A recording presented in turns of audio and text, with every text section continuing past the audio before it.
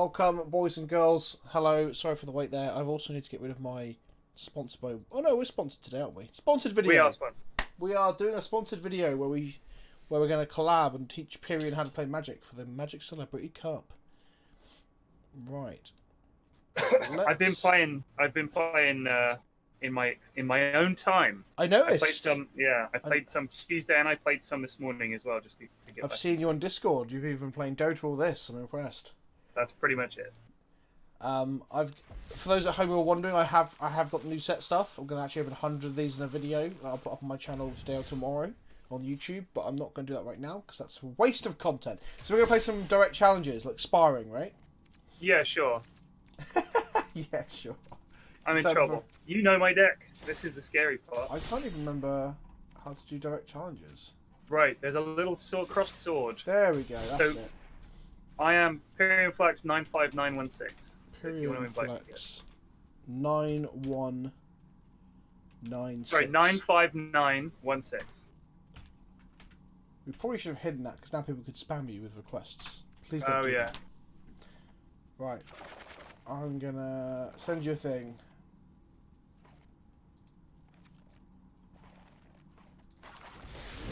No, hang on. That's gone to the deck editing screen. You have to both challenge each other at the same time? Oh, is that how it works? Oh, I guess it stops the spamming. So that's both good and bad. Good. Yeah, message me your name and I'll ask.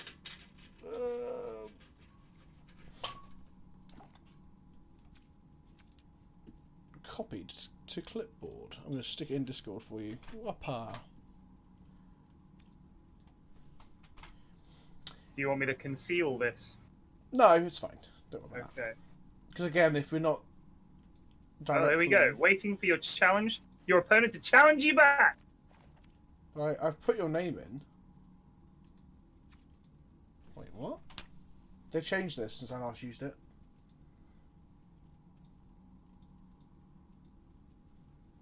That's weird. 95916.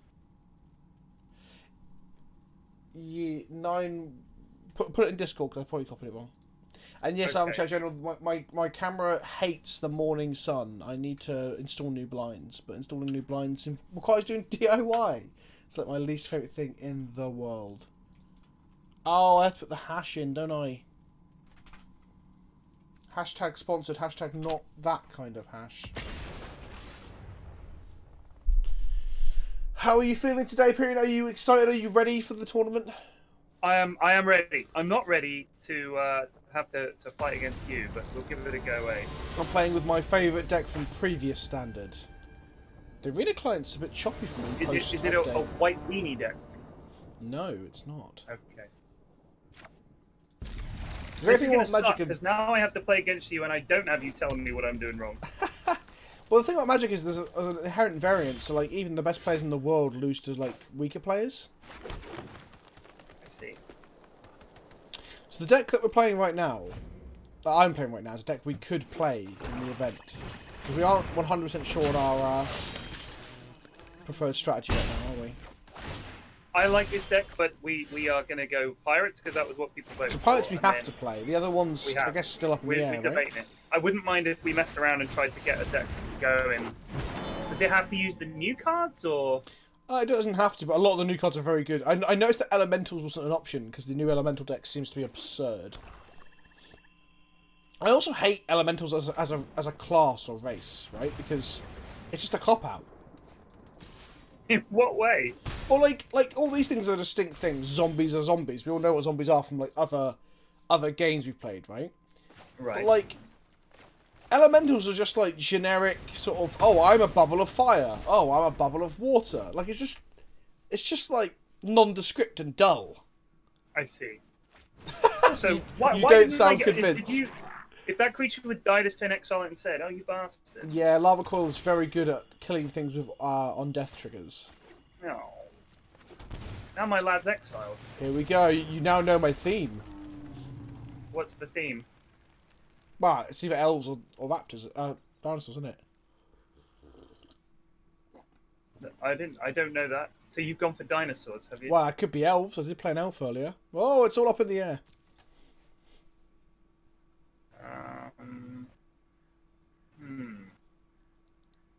Get out there, mayhem devil.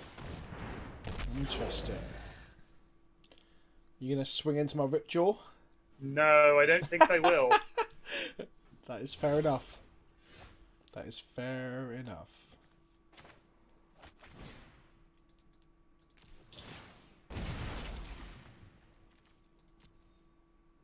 What the hell?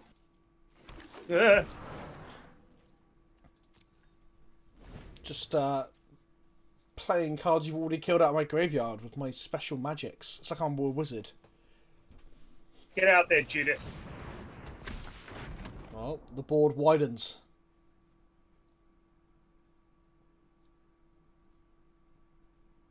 Is Krenko coming in? Oh. Some might say you're a coward, sir. No, I'm kidding. No. He's a good lad, but you know, I don't want to chuck him away. Yeah, that's fair. Ah! This is a planeswalker. Nisa who shakes the world. Whenever you tap a forest for mana, add an additional mana. Yeah. You've made a forest? What is this?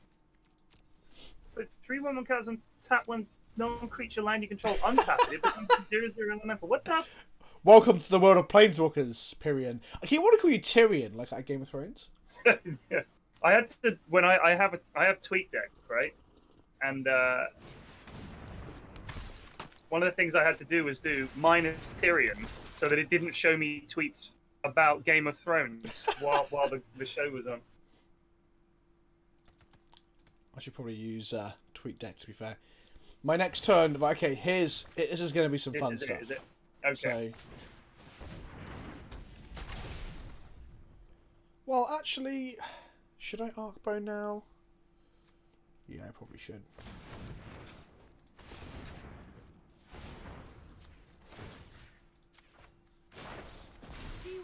So this isn't the most efficient or correct play for like winning, but I want to show you cool stuff, you know.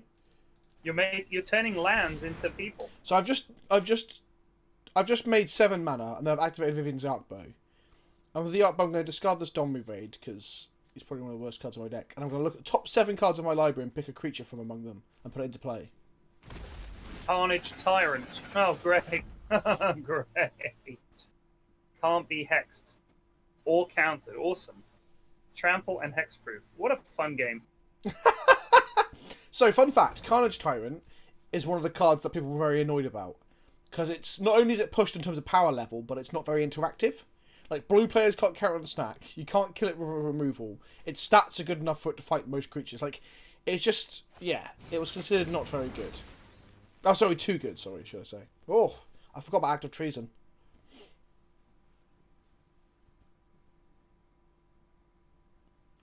On the upside, you have no sack out there, which is nice.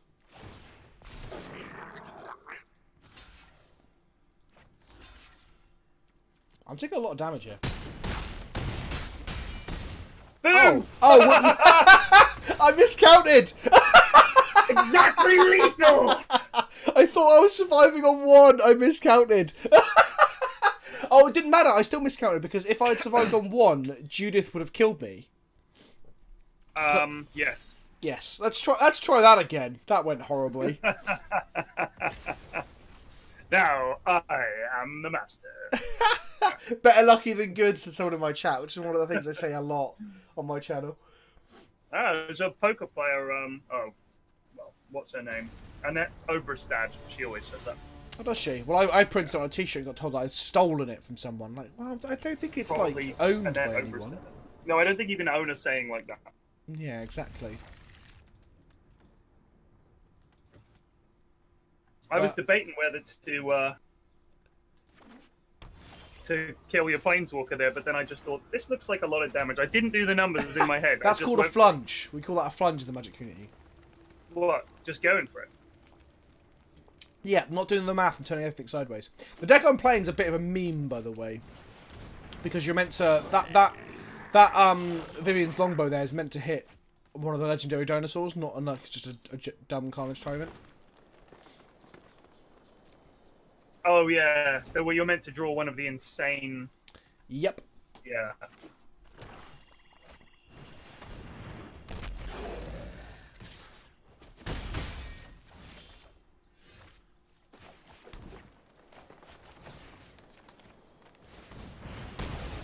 come on! That's exactly what I am doing. I'm coming on. You gotta give him a break. I think you're probably going to win again. You realise that? Oh, let's just see, shall we? Oh, we will see. We will see. I shouldn't have done my arc bar. I should just played a Register Alpha and attacked you. Oh, look at you with your harpy. Good old Harpy.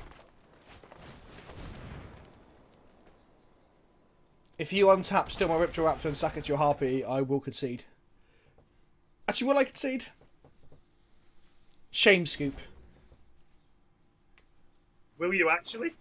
I don't know, because like my hand's full of 5-drops. If I miss a land, oh no. Well, this doesn't look good, does it?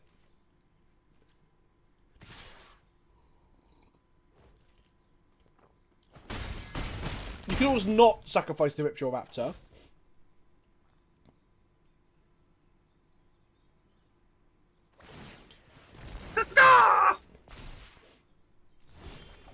Good old ravenous Harpy. And yes, I didn't hit my 5th land drop, so my 2 creatures that I can't play. Interesting.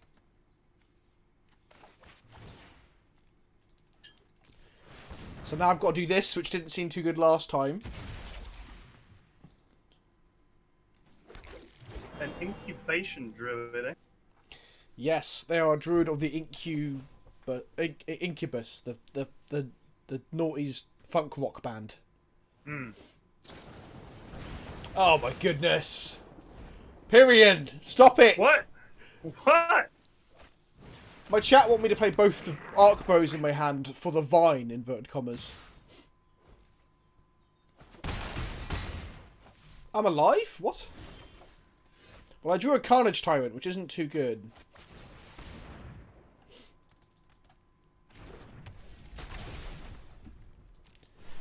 So this is how I teach you about legendary permanents, you see. I only get to keep one of them. Oh, yeah. Oh! Right, it looks like I can't dinosaur bow you. Look, I'll come clean, right? I'll come clean. I thought I could dinosaur bow you for lols because you're new. And I thought it'd be like a free way of like memeing. Okay. But it just goes to show your deck's actually not terrible and you're not terrible. It's so not that's a bad deck. It's not a bad deck. You designed a good one, that's for sure. well, I think you had a say in the matter. Right, I'm going to introduce you to something else. My chat wants me to show you Esper Control. On Monday morning, we met Esper Control, the deck with all the planeswalkers that ruined you. Oh god, yeah. All right, Leah. No, I want to play against it again because someone might run it in the tournament. I want you to get me in shape for this one, Coach. I don't think they can though, because I don't think. I want to play against it anyway because I'm a massive. Well, I'm playing a different variant, shall we say? Okay. Oh, I like this wizard lady. She was worried about that wall falling on those kids, you know? Oh, Liliana. We're both Jace on my screen. Oh no. I'm the bold lad. Oh, I could You were that lad. I could keep this and possibly get ruined. That'll do, pig.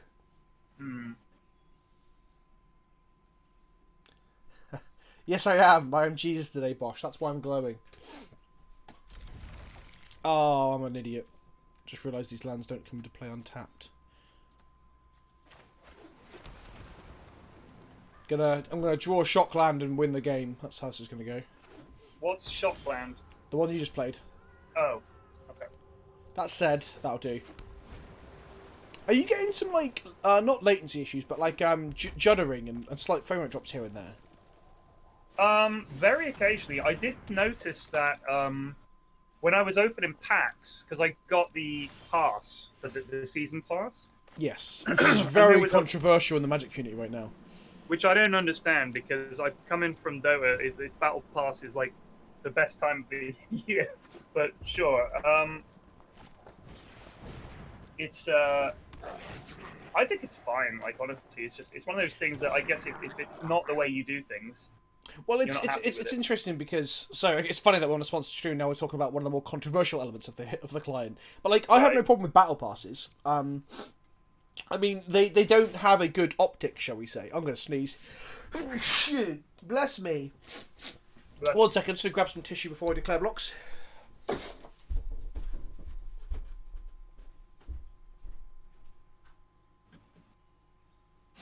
Hello, Kenobi viewers.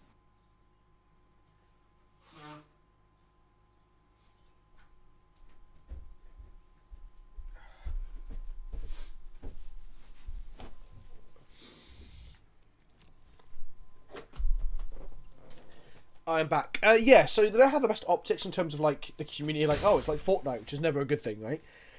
But like, sure, giving people stuff that they can pay for is cool and everything. But the problem is, at the moment, people have realised that with the battle pass or the whatever it's called in this game at the moment, apparently you can't actually get to level 100 just off the pass. Right. So it caps out on like level 84 or something. Someone's done the math, and also you lose your bonus each day if you don't play. Oh. So yeah, there's a little bit of controversy for good reason, I think. I'm hoping Wizards will see the controversy, you know, look at it and then like adjust. Like they tend to be quite good at pivoting. They're just a bit slow at pivoting.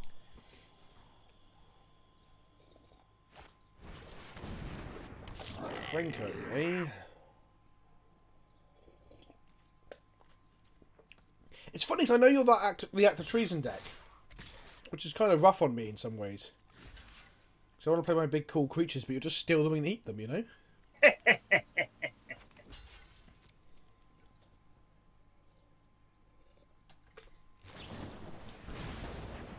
No, my guild mage!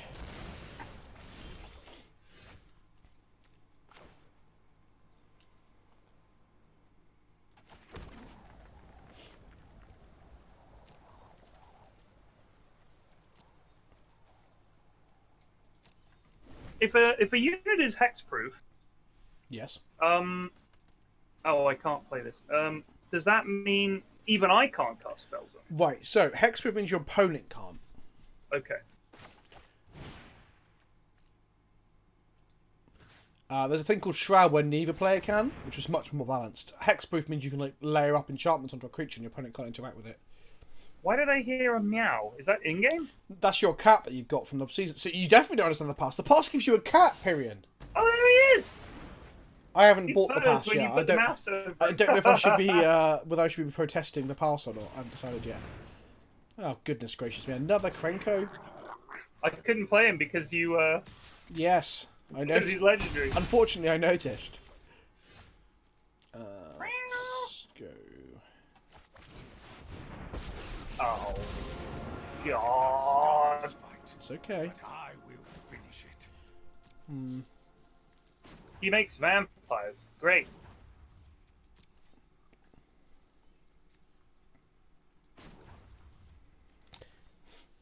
Do you have a Judith in hand? That is the question.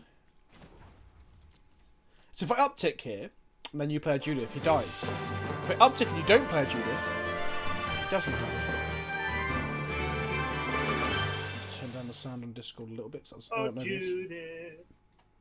It's almost like someone told you to put Judith in because it's good. Yeah. I was like, yeah, she's only a 1-1, or whatever she is.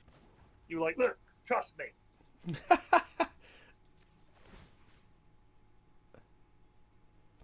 Yeah, let's do that. What a mess I One time no Judith, yeah?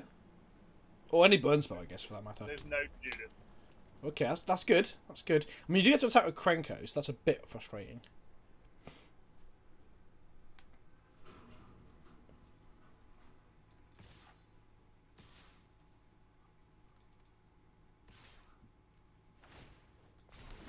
Oh, God.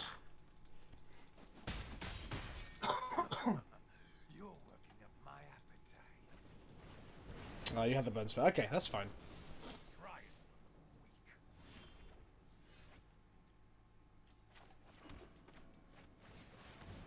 Here's a pirate luck. When he enters, exile another target creature or artifact until hostage taker leaves the battlefield. You may cast that creature. Me Krenko! I had to get through an ad for KFC's Cheeto sandwich to get here. What a Cheeto sandwich! That both sounds horrendous and amazing. Yeah. That really does sound vile. Alright. Didn't know you were so picky about your fast food. I am. Ooh, okay. Right, this is the titular card of the deck. Hero of Precinct 1. Yes, I chose Khan because he has a shiny head. That's literally the only thought I put into You are it. Like, I'm not basically kidding, Khan, right?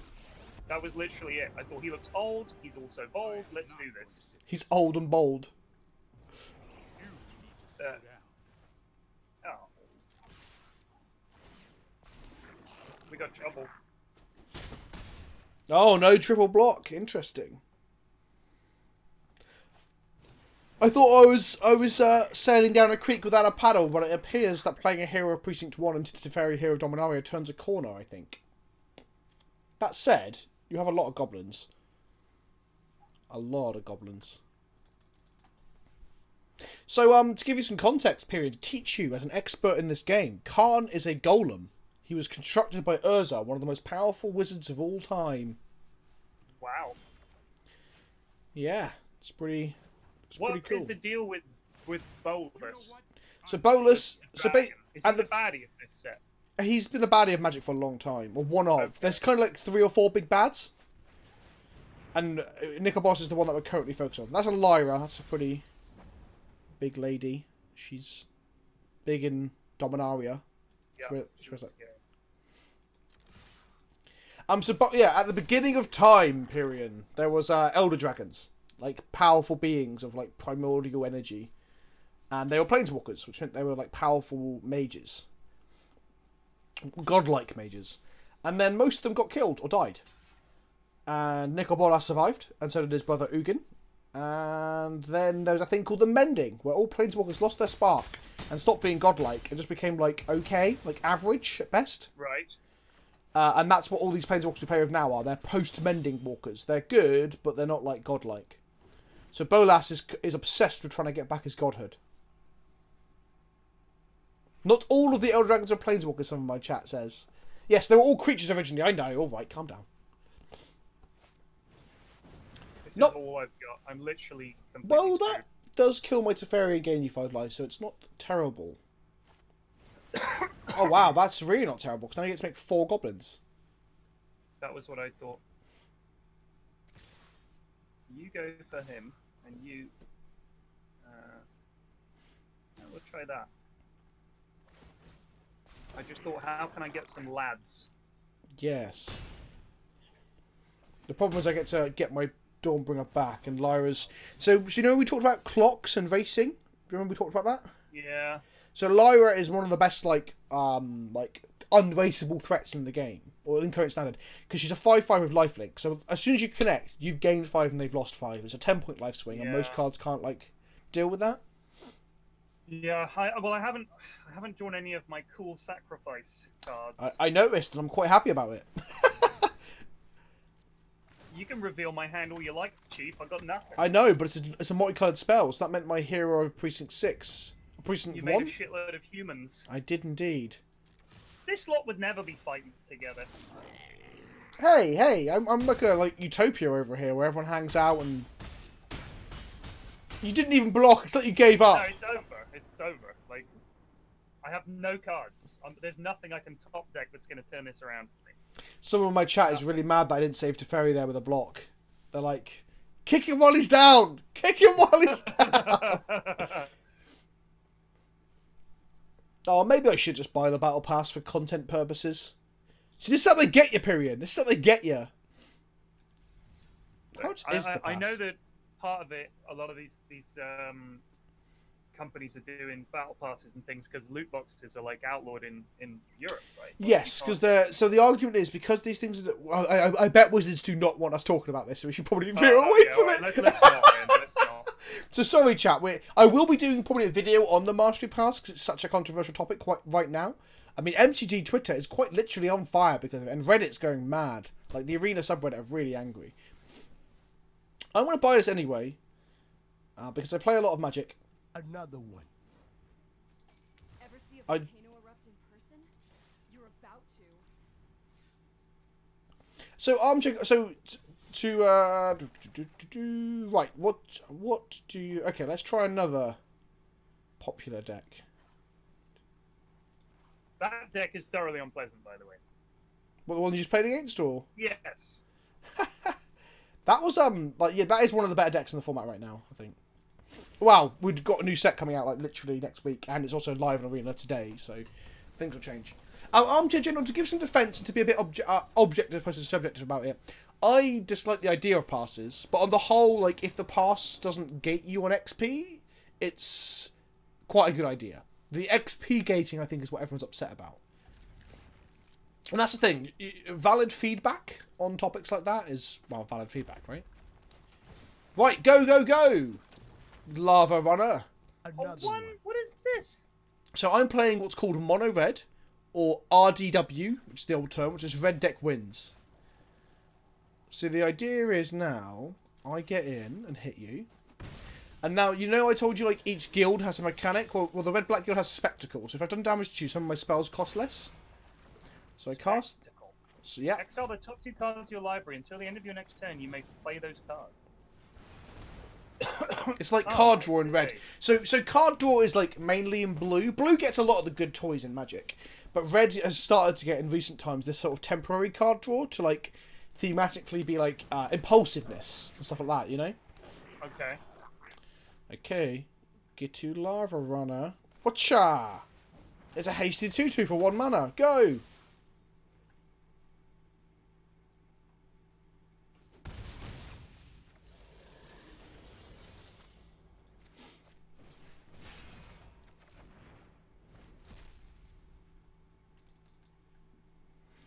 Exactly, Armchair General. I agree with pretty much everything you just said. And I do believe that in time they will... People should vote with their wallets in terms of the battle pass. Like, buy your M20 cards, but if you think the pass is bad, leave the pass alone. That's just very honest perspective on it. Pyrion's gone deadly quiet. He's like, Vince, you're just digging a hole! I'm saying nothing. Okay, go, my hasty gobbo. I forgot this card was in standard when we were making our goblins deck. No, talking about goblins the other day. I played goblins a little bit during the pre-release event thing. Right. Didn't think it was very good. It's just not as good as the other aggro decks in the format. Well, this is what I've been doing to people in unranked. It's just getting all these little lads out and zapping them in the face and winning. Yeah, I mean, we could build a goblin deck not far from the actual... This is the other thing that people might do, is they might play goblins in the tournament to play goblins, right? But they'll minimise the goblins to what the good goblins, and then play as much burn as they're allowed within the rules. Right. And play, like, all the good red cards. So...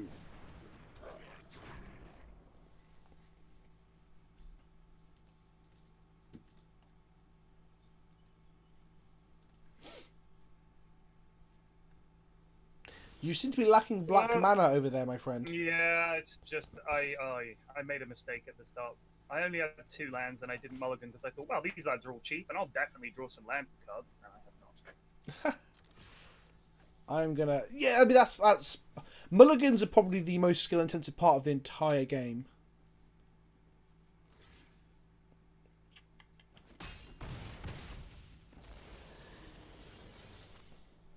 Alright, we can pull this back, I'm sure. I take it back. I love these, like, full art things, right? You know, the cat knows what's up. The cat squeaked on my screen as well. I wonder if the cat meows are synchronous. Oh my... You've got to be kidding me.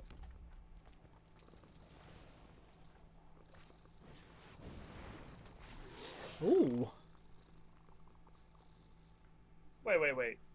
The Dark Dweller Oracle's a goblin? Huh. Yeah. How about that? The Dark Dwellers are actually a clan of goblins on some plane. I don't know which plane it is. Huh, I can't... All you need is a zap of any kind. Yeah, like, I'll give you a heads up. My hand is full of 3-drops, so I'm having a similar problem to you now. I can't actually attack.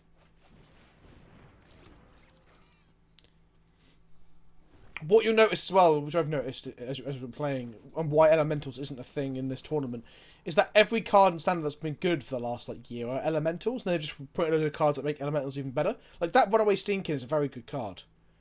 And then it's just randomly an Elemental. Like, you realise that randomly Dark Dweller Oracles is a Goblin. Yeah, it is a bit weird. And for those who care, Dark Dwellers apparently live on Zendikar, thanks to my chat. Oh my goodness, I drew another 3-drop. What are the chances? Okay.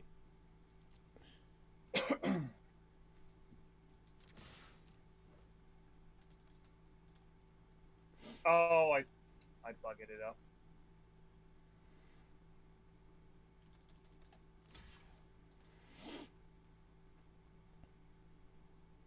So I also made a mistake. The turn where I swung with my 1/1 that you got to block was not correct, but I also didn't think I'd not draw a land. So. Oh. I need a thing that gives me health. This is why I like that vampire lad you made me get rid of. I think we should play. Vampires is probably the best aggro deck right now. I think. Yeah, I wouldn't mind playing them. Oh look, 1 damage. Oh, you bastard! I really screwed myself by not mulliganing. I don't think I'm ever gonna not mulligan if I have 2 lands or less. You're never gonna not. That is a very confusing statement, my friend. You're never gonna not mulligan if. Let me put it another way. If I have 2 lands or fewer, I'm going to mulligan. Okay, I'm with you, and I agree. I think that's a good idea. Wait, why am I not gaining... Oh, you can't gain XP from direct challenges. Interesting. No, otherwise we could just flip in concede instantly and you'd get XP. But don't forget that there's... The XP's gated, so you can only do that up to a certain point, but... Okay. Right, do you want to experience more? Do you want to change deck? How are you feeling, my friend? I want to crack on with this until I get the hang of all these little... Okay, I'm gonna start playing just like weird stuff. I'm gonna play Sniff My Niff. Sniff My Niff? Yes. It's because there's a character called Niv, and Sniff My Niv didn't quite have the same ring to it. Alright, let's do it. So, to General, good question. We are playing in the what's called the Magic Celebrity Cup. As of this deck is actually suboptimal. I think I've got better lands than this.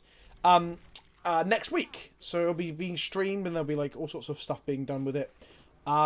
That is on Thursday and Friday of next week, isn't it? That's correct, isn't it?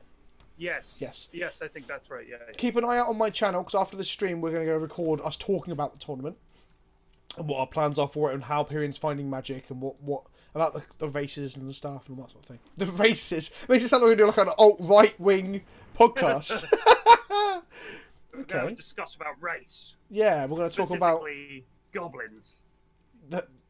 What's the word that the goblin question. The goblin question. All right, I'm going with the same deck because, you know. Okay, this is a different deck, isn't it?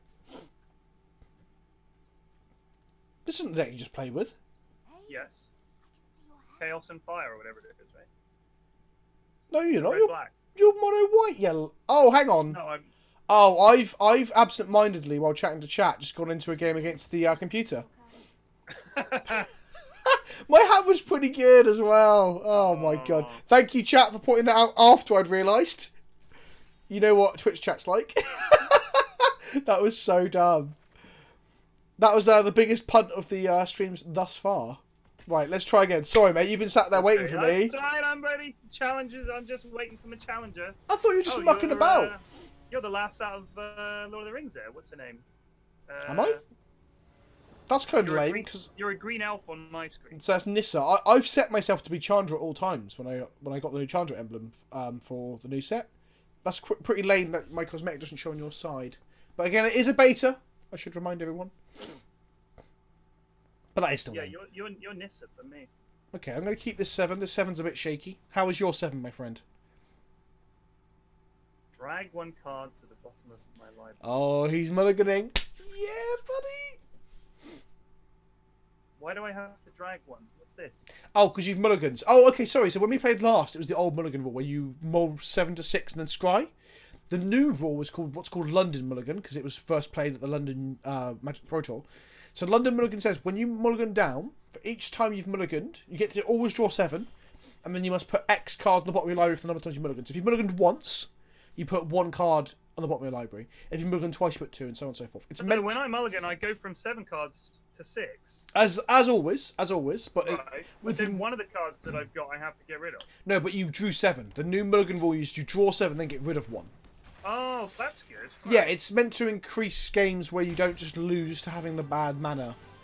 So yes, you should actually mulligan more often, actually, in theory.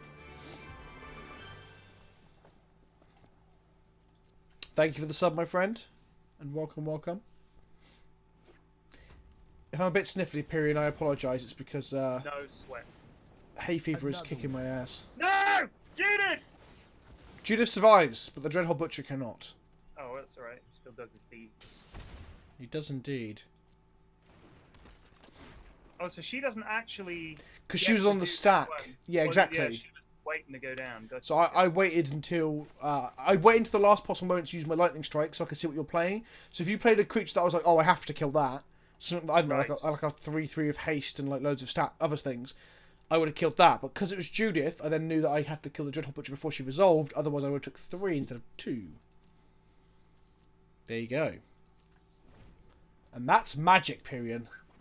That's magic! Right, here he comes. The Okay, Phoenix. that is a very annoying card for my deck to deal with. No! What are you doing? Well, you killed Judith! Sorry, I'm not a big fan of the Beatles. That's not true. I quite like the Beatles. Waka! Now I've got a bird Waka. and a cat. Go, my murmuring mystic. Murmur some more. Whenever you cast an instant or sorcery spell, create a 1/1 blue bird illusion creature token with flying. Don't- Oh, Whoa! Angrath the Flame Chain! You're just fuel for the fires of freedom. No Clonk. fire, no Oh god, I don't want to discard Niv Mizzet. Chat. Oh no! So Pyrion, basically I've got a good creature in my hand, a very good creature in my hand, but the very good creature requires more lands. So I can't really but I've got a land in hand as well. So I'm like, Right. oh no. It's a toughie. I love this lad. I want to show you Niv Mizzet because it's such a good card, but my chat are all making their decisions here. That can't be correct, chat.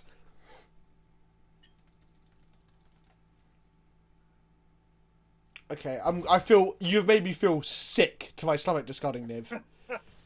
Look at his mana cost. Have you seen it? Triple blue, triple red.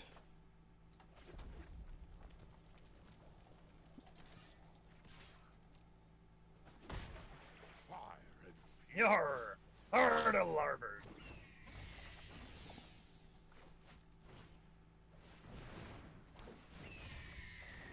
Oh man, that's a lot of draw. That is many draws.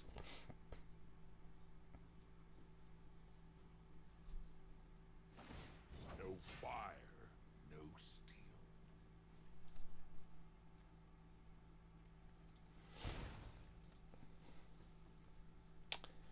Did you know, Pyrion, that a murmur is a flock of some types of bird? Did you know that? Yes, crows. No, they're a mer. They're a murder. Yeah. Some things are a murmur. I had heard that. Oh, well. I Sorry. thought I was being interesting, but never mind then.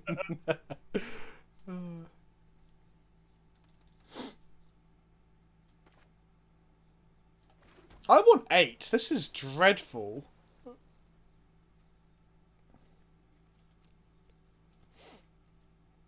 I do like this deck. I think this is. I've had a look at other cards I could add or take out and stuff like that, and I mean, I don't know what I'm doing, and often I look at a card and I think, oh, that looks like quite a good card. Maybe I could craft that, and then I just kind of think, actually, maybe not. You know what I mean? Like, I doubt myself.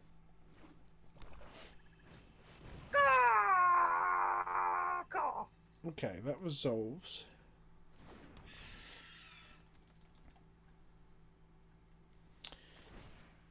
Yep, I kind of saw that coming. So I'm going to have to discard this mountain. Anything that makes you discard cards is all right by me. I've noticed. I'm on 6, jeez. I actually think I could have won this turn. That was somewhat foolish of me. I think you still can. But I think I could have won this turn if I'd done it right. Oh no, this is the wrong...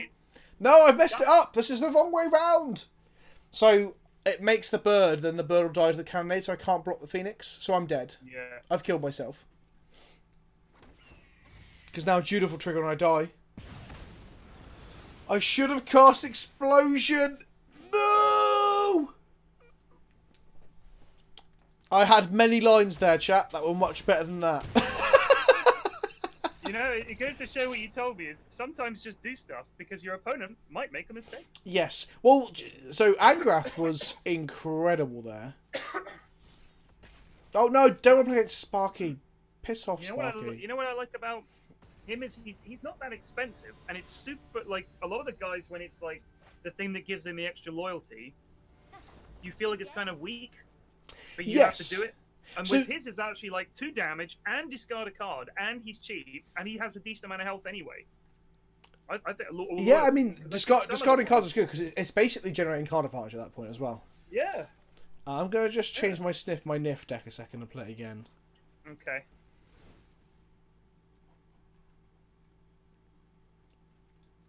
Oh, I don't have those.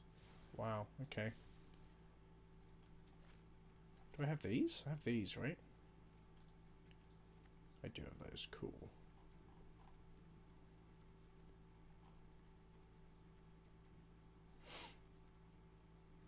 Don't forget to remind Vince to drink. He is an idiot and needs babysitting. Vince, hydrate.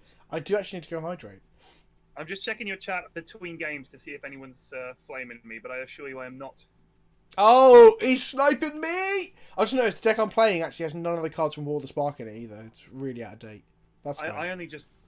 I mean, I only just got the pass, and I did get a couple of cards from it, but I don't know which ones are any good to put in the deck. And I didn't... I'm sure I saw, when I was looking at the store, that there's like a big bundle of M20, but is that not out yet? Whatever M20 came out today, or yesterday technically. So, is that Sealed Core Set 2020? So, Sealed Core Set is a game mode. So what Sealed is, Sealed is where you open 6 booster packs, and you build a deck from those cards you've opened. And then you play against other people who've opened 6 boosters. So we're playing a lot of Magic where we're like building these constructed decks, right? But Magic has so many different ways to play. So Sealed is really fun. So this weekend is the pre-release, which is the weekend before the set comes out in paper. Stores get a lot of product to run a pre-release Sealed. So you go along, no one's played the set yet. You've obviously seen it on the internet. Usually no one's played, but obviously Arena's changing that now, right? And then you sit down, you open 6 packs in person, everyone does it, and then you play each other. And it's meant to be a very casual environment for new players to get into it. And if you are watching this and you're thinking about getting into Magic and you want to get into the physical cards, pre-release is one of the most fun things you can do because it's very casual. The store will have some spikes. What we call spikes are like, MLG pros, as it were. But then there'll be people who are just only going to pre-release like once every month or two and have fun opening 6 packs, building a deck. And it evens the playing field as well. So we're playing these decks, and I've got access to more cards than you, and like more experience with the cards and stuff. Right. Pre-release is new cards. You only get 6 packs. I mean, what can happen at pre-release is you open 6 packs. You open 6 like bomb mythic rares. That can happen. Right. So the person who wins a pre-release is normally the person who's opened the best pool. But the 2nd, 3rd, 4th, and 5th places can actually just be because your deck's good. You know. So we can't play that mode in a direct game. Not in a direct challenge, no. And I know. I now you said that, I agree with you. That should be an option. And then there's another mode called Draft, where you get 3 packs, and you open the first pack, and you pick 1 card from the pack. Yeah, I've done that. Pass I've done that with the physical cards. Yeah, drafting is great as well. 4 years ago. That was the last time I played.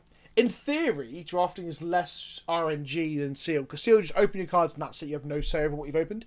Drafting, you can detect archetypes, you can get signals on what your person to your left is building, so you can get out of it and move into a different colour. There's a lot of skill in drafting before you even get down to the games. So can we do that mode in direct? No. Okay. So, right, well, let's just do a regular game. I mean, if we could figure out how to stream without a delay, I could help you through drafting and Seal. But again, that won't be very constructive towards our tournament, I guess. Yeah. But like, if you ever wanted to make some content like that, we can do something like that. It's pretty fun. But you are what you are asking these questions. Don't forget, this is not technically. It literally is a beta. So they've said this is a beta. They're not going to announce it's not a beta until they've got all these features in, I guess.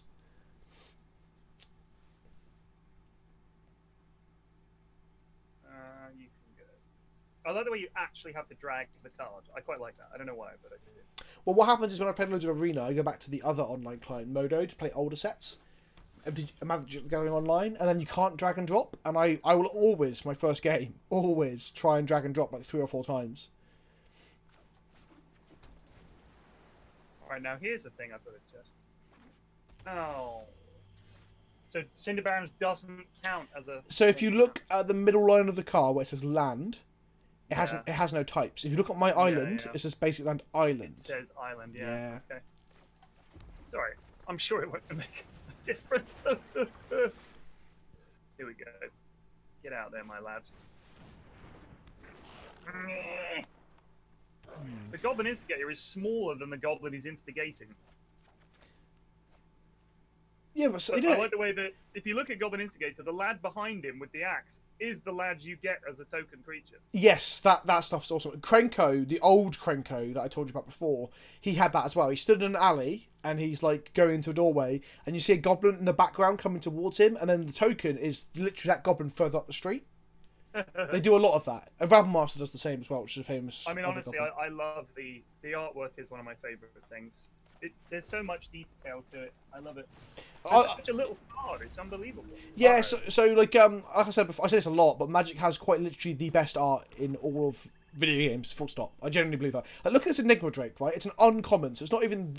It wasn't even necessarily going to be like a good card in standard. But look at the art. Right. Like in its wings, there are hieroglyphics in the veins. Oh yeah. With the sun shining through, and like this is on a tiny card. Don't murder my Enigma Drake. I do not like the look of that lad, I'm sorry. He was a 0/4, a harmless 0/4. No. Because he had a thing that gave him other stuff. I'm not stupid. He did indeed have a thing.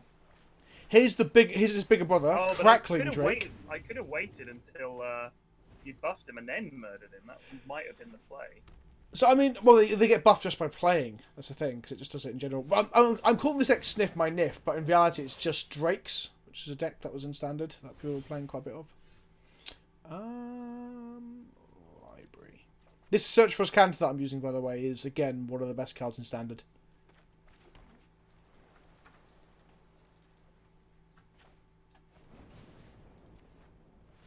Take that, Brawl Bash Ogre man. Wow. Sorry. It's alright.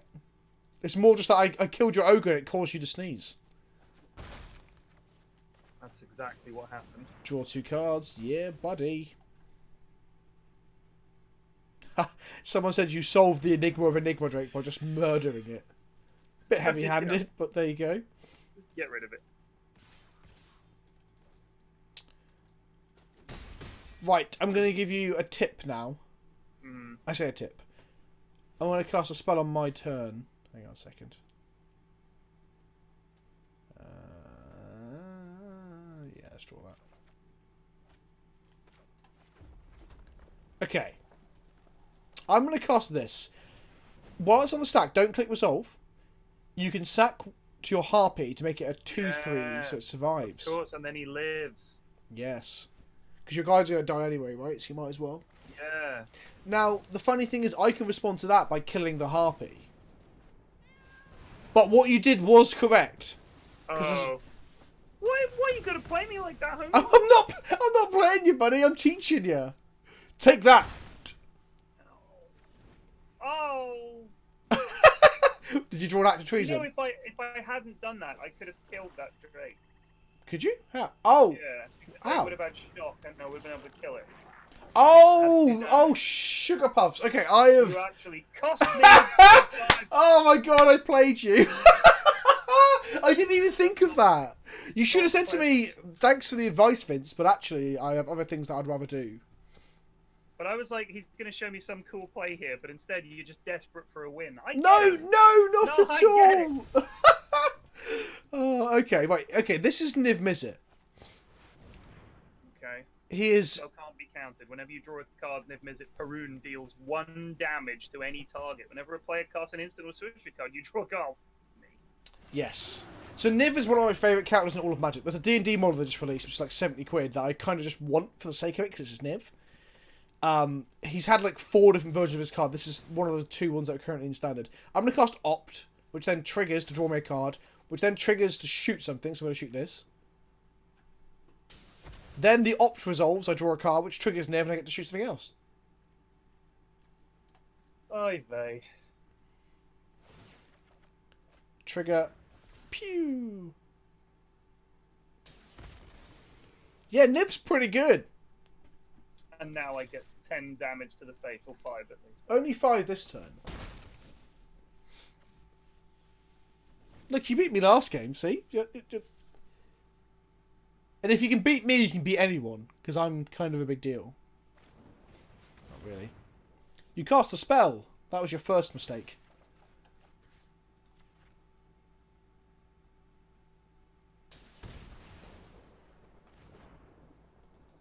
Are you casting another one? I have to. You do, actually. I agree. I agree.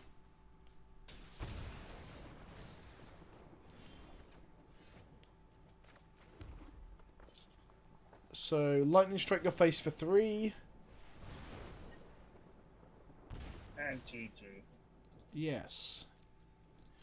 We'll get a concede in there first. Yeah! Whoa! Did he give you the satisfaction of ending him? I normally do. Okay, But I'm going to that's play... costing me that game with that terrible advice. Look, it's not my fault that you didn't just say. I'm going to try a new deck. Me too. I'm going to play a tribal deck. Okay, I'm going to play... I played one earlier and I was like, man, this is great. Try this. This one's kind of fun. Express yourself to opponents what? Via the emotes. I've got emotes turned off because I don't like it when people are good gaming me when they're winning. I just mute people, that's all. You just I turn... get that. I get that in Dota. People are always you make one misplay, people are like good game, good game, good game. Yeah, good game, exactly. it. You can actually just win. mute all emotes from the option menu to avoid having to mute everyone. It's funny, I recorded a video yesterday and played it in someone that I knew, another content creator, and he was like, I watched his stream back afterwards and he was like emoting to me and I was just, it looked like I was ignoring him. I wasn't, I just had emotes turned off. Can't be blocked, good heavens. Indeed.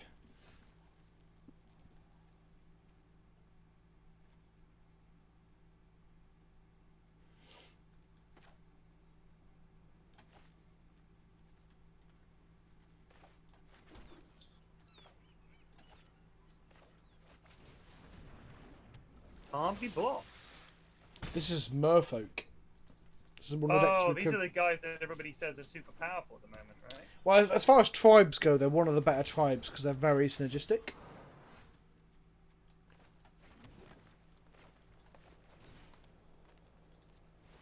I will reveal this Kumena speaker to draw a card off my Silvergill Adept. As an additional cost to this spell, reveal a Merfolk card from your hand, or pay 3 thingies. Oh, that's cheap. And so then... Yeah, Kumena exactly. Speaker. And I play Commander Speaker, and now that Silvergill Adept has been a 2/1 that drew me a card. So basically, any it's called a cantrip. That is amazing. Yeah, exactly. Any creature that you can play that can like replace itself with a card is normally at least good. You know.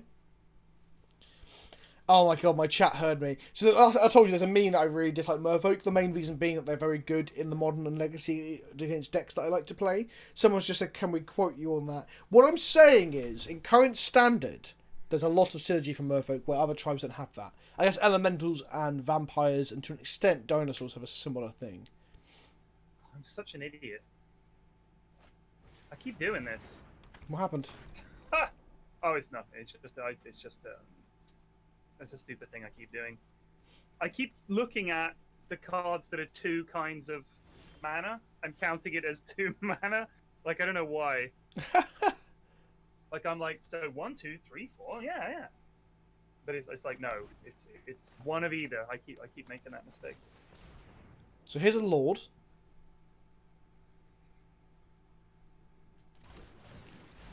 So it pumps the whole team. This thing, pirates only have 1 Lord, as far as I know. No, my beautiful Lord.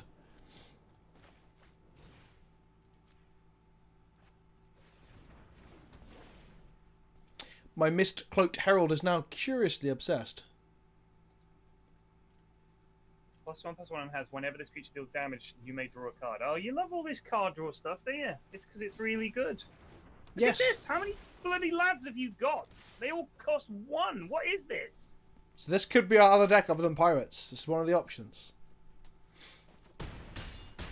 Oh, God. And I draw a card.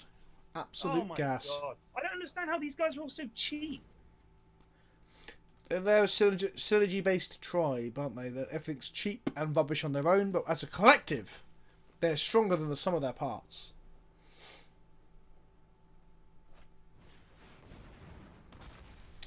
R&D placeholder name, a saw.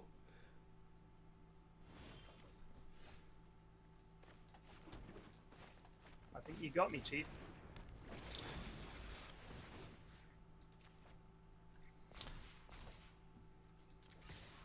Let's go.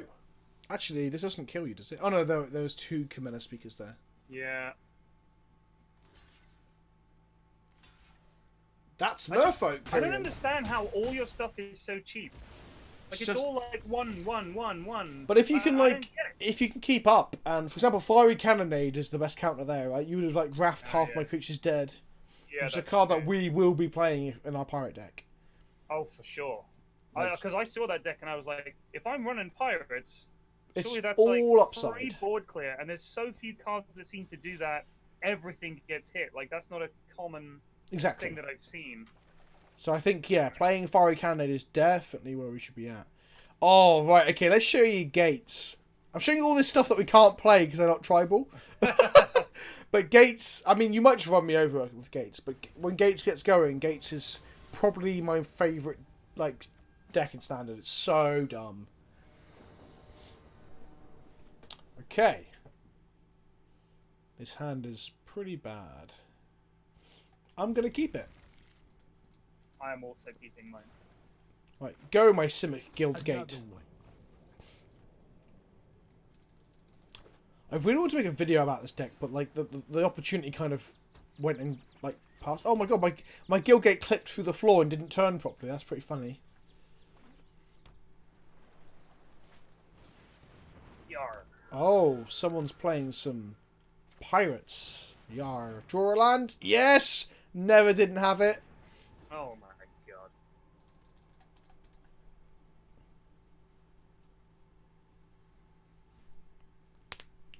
So Departed Deckhand can't be blocked except by spirits. It's almost like he's a ghost. Or she. I think it's a she, actually. Okay. Charter course is pretty good, isn't it? That felt good, yeah? Drawing 2 cards for 1. Yes, it did. Okay, go, go, go, my 3-mana 5/5 trampling vigilant creature. Ah! What is this? It's a ram. It's a sheep. I forgot it's a creature type of sheep. It gets bigger for every gate that I play.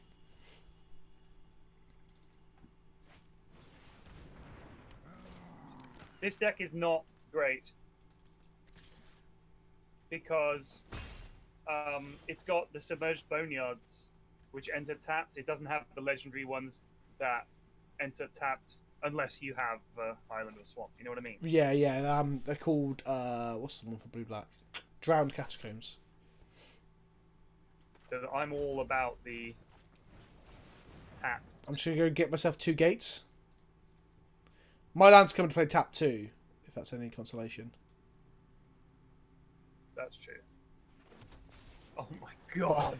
Oh my god. The ramp up. Look at him. He's such a unit. Come on, top deck here. God damn it.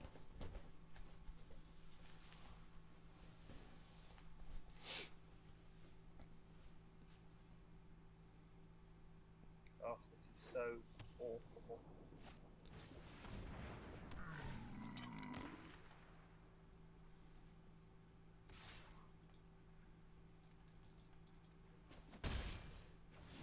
I'm gonna double his health or some shit. Double his everything.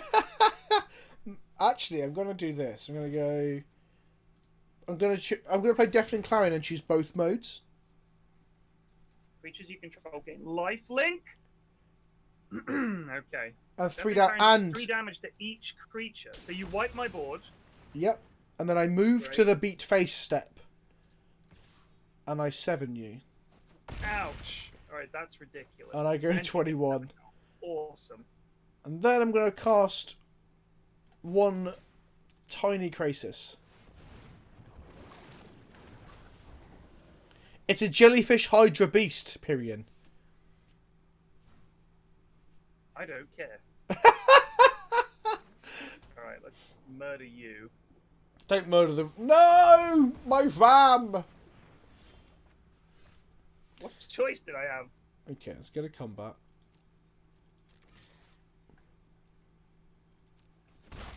And I really like this gate card as well. Oh my god. Oh my god. Gates is so much fun. Oh, choopy choops. Yum yum yum yum yum. Get your dirty hands off my hand.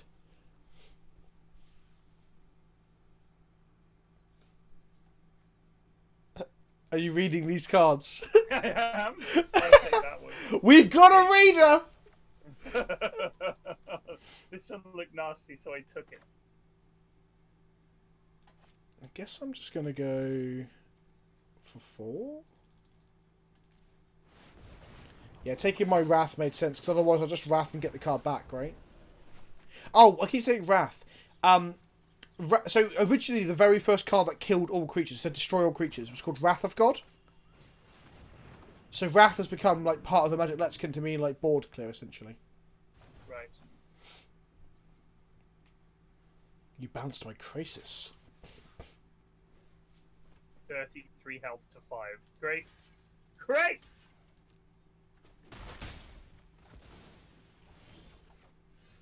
Need some life. I don't think I've got anything that does that. What the hell? This gate stuff is driving me up the wall. It's a lot of fun. The funny thing is, gates were like an uncommon and common mechanic in draft, designed for draft, and then randomly the cards were good enough to make a standard deck. So now I'm going to gonna explode me. Yeah, I just did 8 damage to all creatures with Gates Ablaze. Well, here we go. The little lad that saved by this one lad. The little lad that could. Also, notice he is actually flying upside down. Huh, I hadn't noticed that. Why don't you just play Explosion and deal X damage to any target? I might do. Just kill me. Stop toying with me. Sometimes I like to play with my food, Pyrion. Just do it. And right now, my friend, you're looking like a snack. Oh, I miscounted my lands.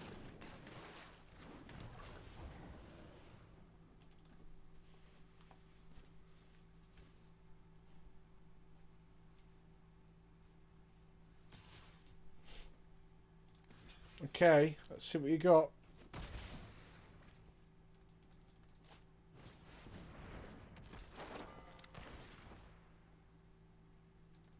That's all I've got. The Dead-Eye lad hanging someone. She's a lass, actually. She's hanging someone. I'll hang you, Pyrion. Circuitous route. Oh, here we go. Yeah, get some more gates in there. Why not, eh? I'm going to get 4 Copy gates. it 4 times. Another one. Load of gates. Don't concede, because next gates. turn's going to look sick. Alright.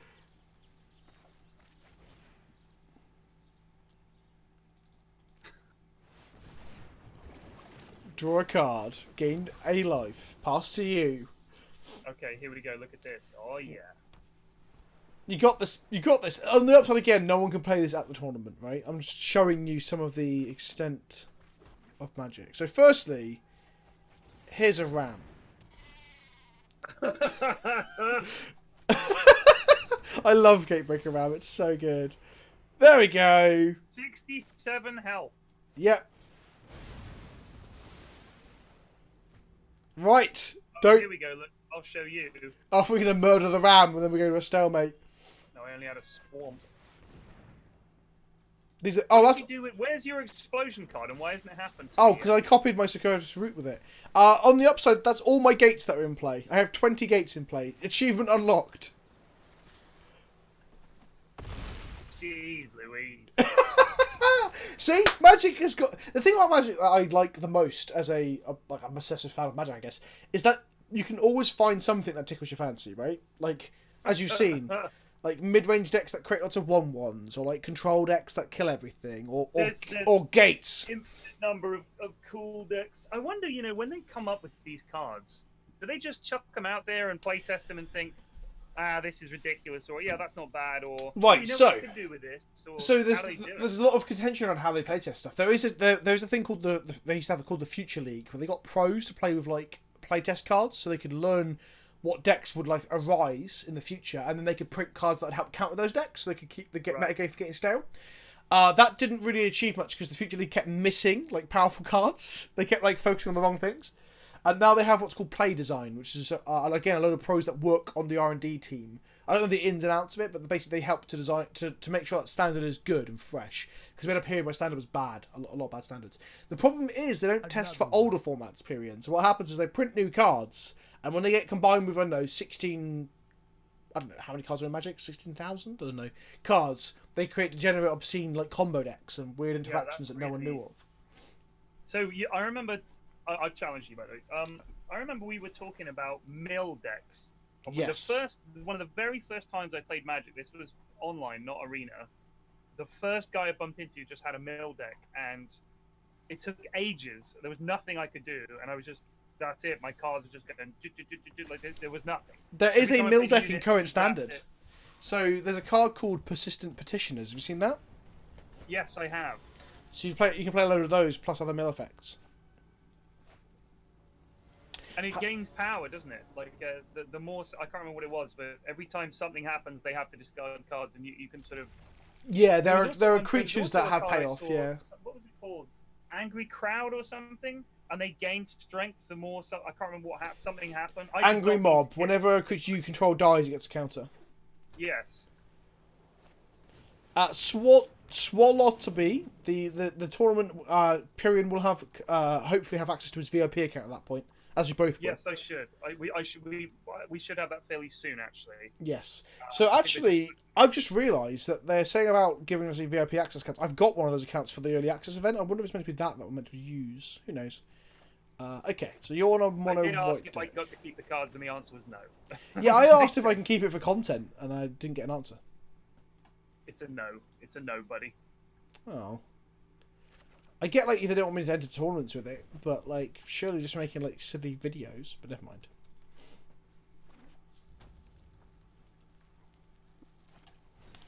Oh, I see your game, sir.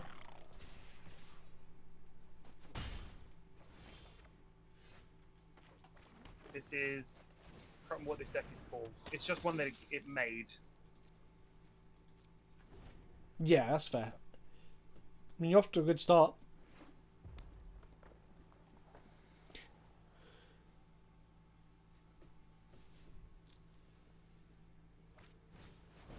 Oh, I love Militia Bugler. I made a whole video about that card. I went in the park. I bought a bugle off Amazon, Pyrion. And You did? yeah, and just blew a bugle in the park. Actual bugle. Yeah, people in my chat can see now on my webcam. I've got. If you haven't seen the video, go watch it. Actually, I put a lot of effort into that video by going out with an actual bugle, and then it was one of my least watched videos for like a month, which was kind of annoying. I think you have to click resolve, isn't that right? Okay. Oh, right, I'll show in chat my bugle, Pyrion. Sorry. Unfortunately, Okay. No blocks. Unfortunately, I didn't reveal any of the creatures. Oh, did it whiff? You hit nothing? Yeah. Good. Let the hate flow through you. Oh, I hate this thing. History I of love that. I love the animations for the cards, like the giant scroll. And how good is the art on that card? The stained glass window of the night. Really something. Shout out to Noah Bradley. Yeah, Noah Bradley's like one of the community darlings. People love that man. He just randomly shows up to game stores and plays with people and stuff. It's really cool. He's often shows up on Reddit. I think there's a whole subreddit where they've ascended Noah Bradley to a godhood, where they all worship him like Jesus. But his art is pretty good. He's not quite Seb McKinnon, but you know.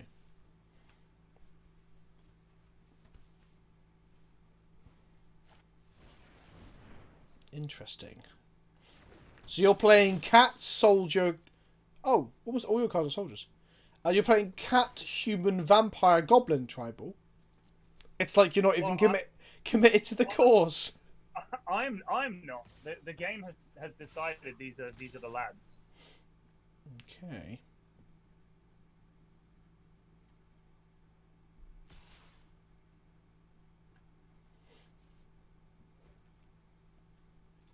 A Vigilant 2/3, eh?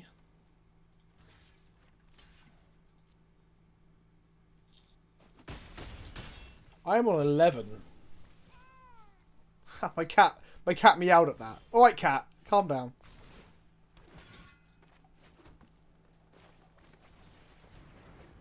Uh-oh.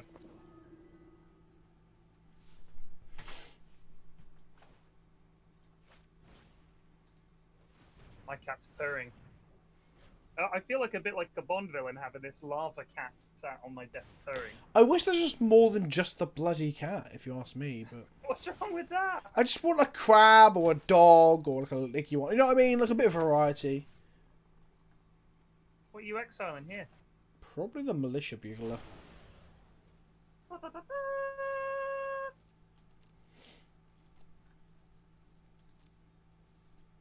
Got a lot of lads out here. I have. I've stabilised, hopefully. There's a very long running joke on my channel about Cat Jesus. There's a card in Modern that I play a lot of who's a cat, and I referred to him as Cat Jesus once because he's the martyr that we need. He often dies to save us, and then it just became a running thing, and I'm cool with it. Cat Jesus is one of my favourite cards. So I've got an affiliation with cats on the channel, but I'm more of a dog person, you know. I'm also more of a dog. Do you have a dog? No, I don't. But I used to. Okay, I'm sorry. I have to think here.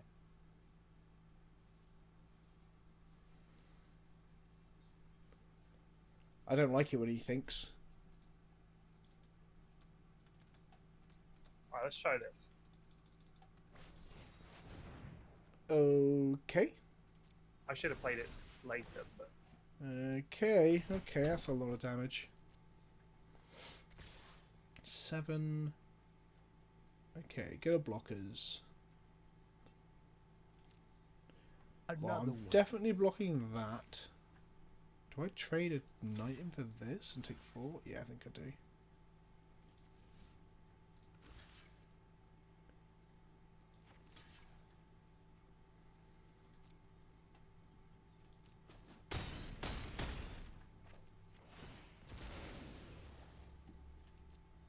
Okay, Yeah, one vampire anyway.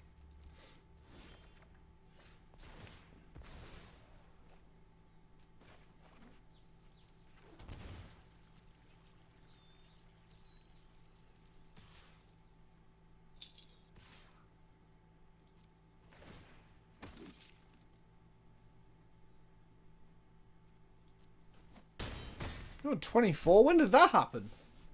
My lane in Vanguard gives me 1 life every time she attacks. Oh. Wow.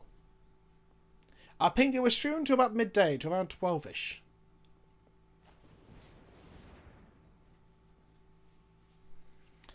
My knight. 1, 2, 3. 1, 2, 3,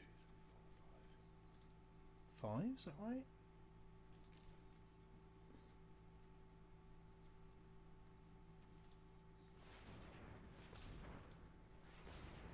Why is it asking me to pay? 1, 2, 3, 4, 5. Why is it just auto paying for me? This is so weird.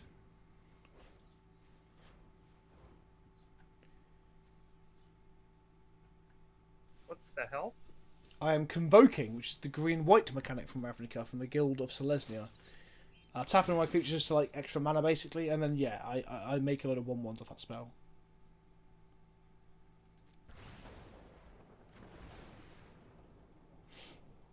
Can they defend this turn? Yes. Oh. Yes, indeed. I wanted to surprise you in combat, but I also didn't want to lose out on that extra 1. Oh, there's a button on my screen. Oh, I missed that. Okay. Thanks, chat. I'll look for that next time. Oh! Someone is feeling aggressive. In case you have shock, I'm going to These guys are triple knights, block. right? Oh, they're soldiers. I thought they would get the knight buff from that thing. The saga. No. I think that was a balancing thing. Like, they didn't want to... Because there's quite a few cards from Sledgehammer that make knights in the past. Or are People knights. got lifelink as well. Oh, well, that sucks. That was stupid. I haven't drawn any lands in forever!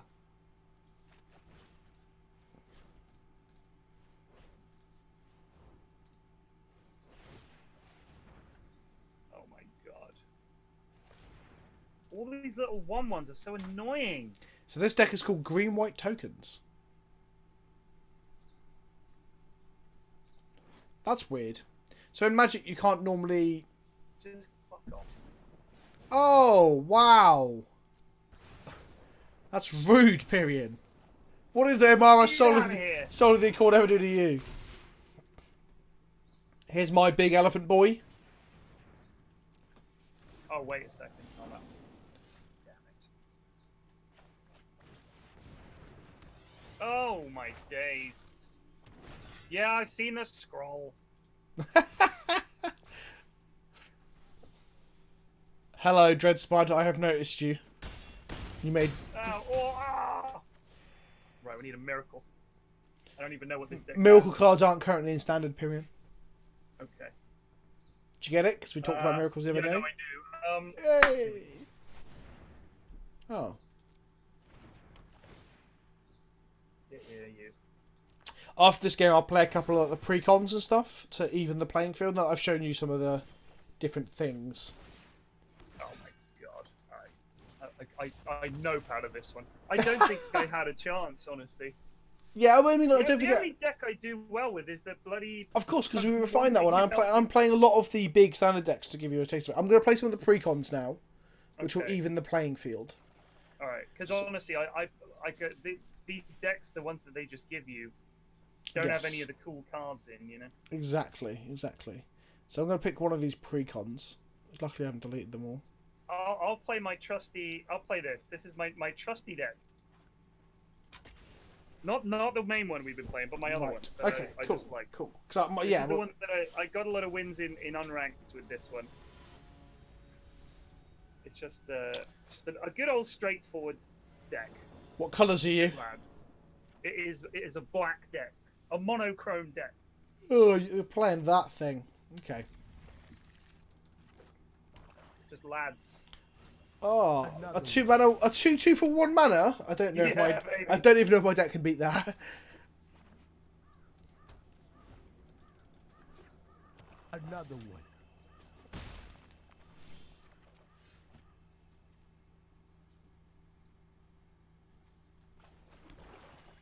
Go, my bishop soldier.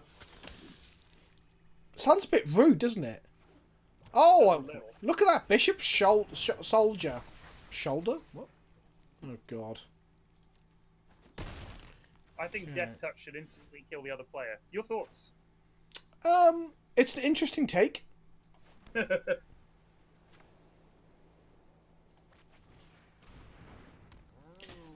God, a Chinese Premate is so good. That one goes... Yeah, it makes a cool cat noise, and it's just a really good cat. There's an agenda at Wizards. Cats are way better than dogs in Magic, and it annoys me. I like the... What is it? Charming Stray or something? There's a 1/1. Yes. And it does... Goodbye, cool. Dead Baron.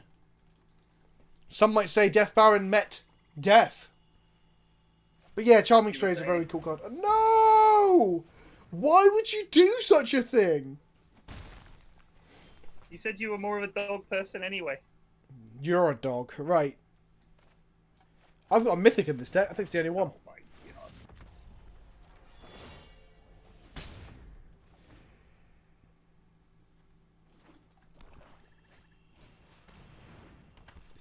I'm going to start associating Doom Dissenter with you, Pyrion, because every deck you play has Doom Dissenter in it, doesn't it? Well, somebody made a copy of it. I tweeted when I tweeted the stream announcement, someone remade the card as Domed Dissenter, stuck my bald head on it. They said, when Domed Dissenter dies, create a 2/2 white egg token. That's fantastic. Okay, so...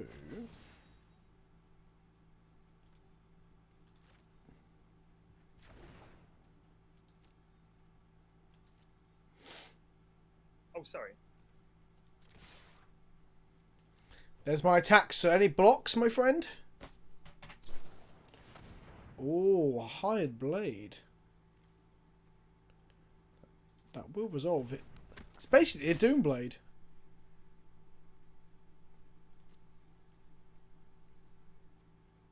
No, okay. I thought this was a decent play because I wanted you to tap both your guys so I could at least get 3 damage out of the hired blade. Yes. What the? Oh, for God's sake. That art for Nightmare's Thirst is really good as well. I'm not familiar with Igor Kirilluk if he's done a lot of magic stuff, but that's hot. The thing in my graveyard, top of my graveyard. That just killed your dude. Alright, let's get rid of this thing. Okay, that's... Omnixious Cruelty is a very good removal spell in current standard as well. Exiles as well, so it gets around things dying. That's what I liked. I saw it and I thought -5, like that's gonna kill most things. Exactly. And a lot of guys have the redraw this, redraw that, you know, pull it out of your graveyard, and I was like, let's exile that. Yeah, like Doom Descenter and that red-black Dreadhorde Butcher. The other thing as well to bear in mind that -5/-5 can kill indestructible creatures. Because if your toughness goes to 0, you still die.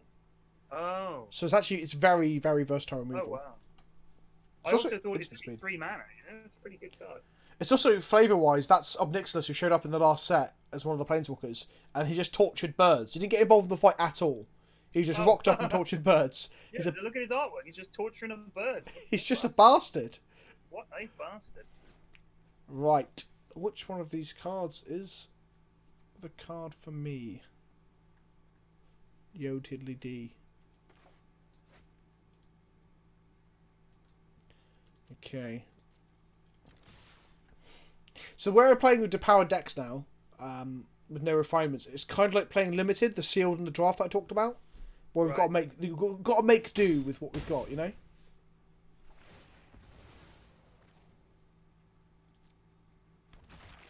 Come on now, come on now. Yes. Guess what? What is this? Oh. Wait a second. When it dies. Oh shit.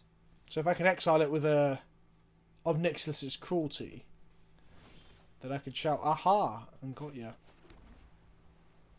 I thought he had flying as well. Oh god. What kind of vampire doesn't fly? Yes. He's biting his own hand as well. He's a bit of a... Oh, I know. He's a bit of a special boy. Okay.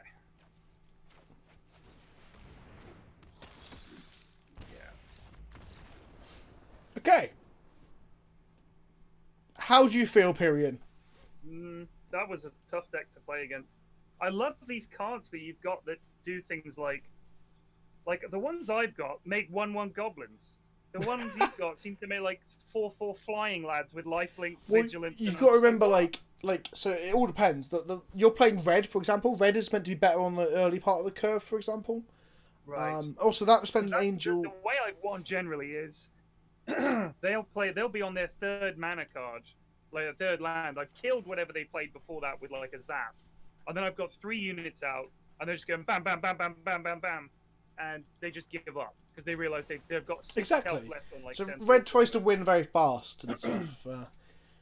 See that overcomes my natural stupidity.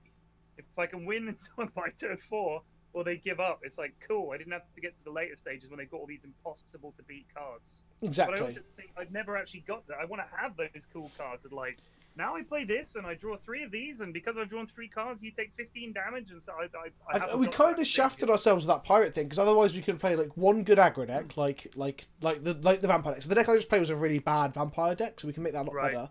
And then we could have played big, flashy, cool stuff like dinos. But because we got pirates, we can play pirates and whatever we want. So exactly. The other deck we can. But pirates is just bad. It's just none of those things. It's not good aggro deck. Like and I get that, and it's all about having fun, really.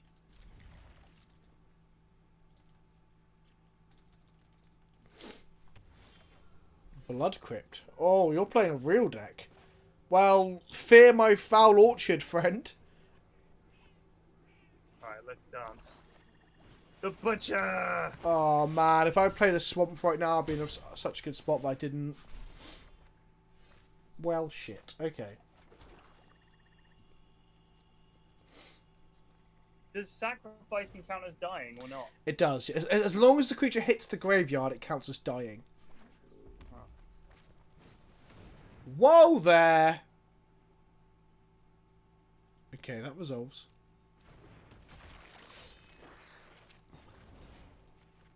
Do you like fungal infections, my friend? Also, because that gives -1/-1, that has no power when it goes to the graveyard and does no damage. Oh man. Fungal infection is pretty good against Dreadhorde Butcher.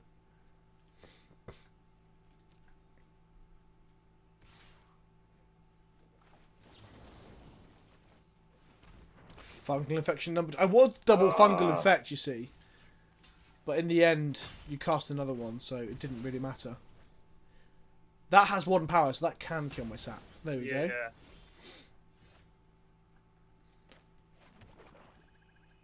Here it comes. This is a pre-con again. This is not like a powerful deck. No, I actually recognize it. Okay.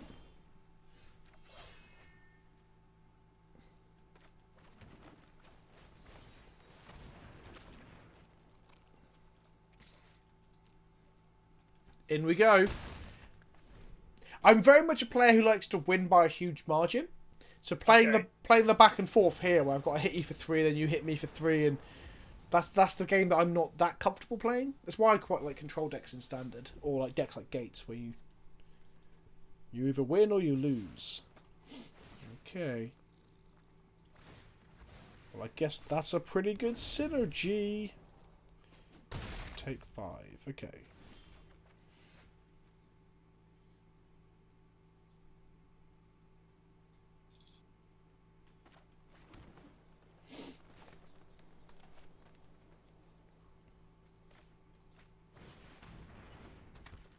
Domed Dissenter.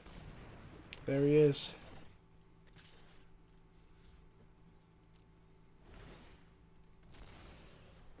Okay. Ha ha! Bloody Angrath. Never seen war no fire. Ah, you're making me discard my only mythic in this deck. Yep. I'm taking 4, jeez.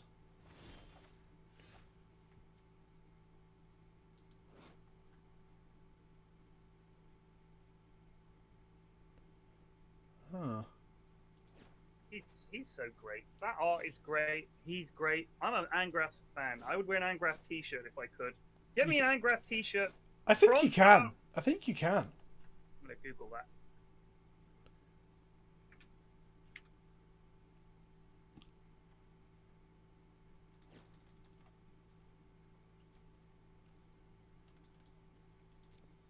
Okay, I think I've lost this game, but let's give it a go.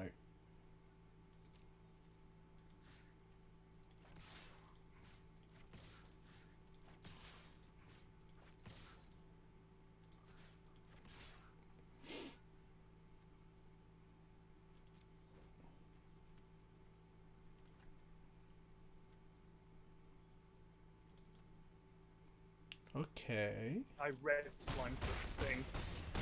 Good. I'm glad you read Slimefoot's thing. Oh, it's What's this 4. nonsense?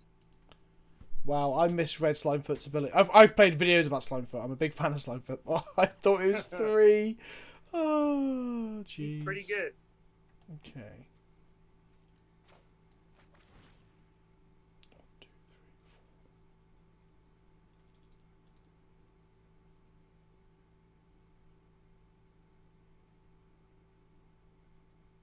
Yeah, I think you might have lost if you can't get another unit out. What the heck? What? Pew! Pew! Oh my god! Pew! What is this nonsense? What is this? Any number of creatures. Brilliant. That's fantastic. Have you read the second bit? And target player's life total becomes half their starting time. So I don't want to target you here because you'd gain 3 life. So I had to go for, yeah. Losing 1 instead. I could still just be dead here. Torgar, Famine Incarnate.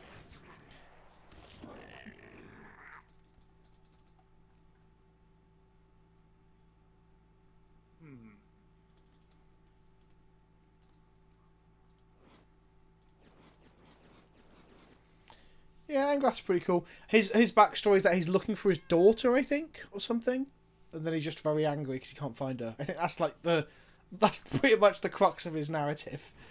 All right, I think I've got this. Oh dear, this doesn't look good. So you steal my 7/6.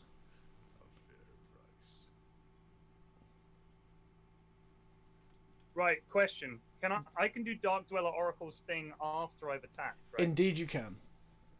Okay, but I don't need to anyway, because I think I can just go... Yeah, I'm pretty dead. Like, playing the 7/6 was questionable on my part because of the fact you can steal it. Like here... Oh, okay. Yep. Eat it. Actually... Take 9... Block like that? Huh.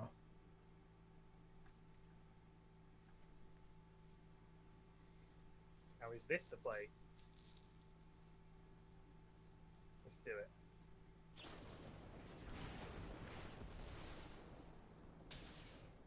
No, I'm on... You should have just shocked me after combat. That. But why can't he just attack?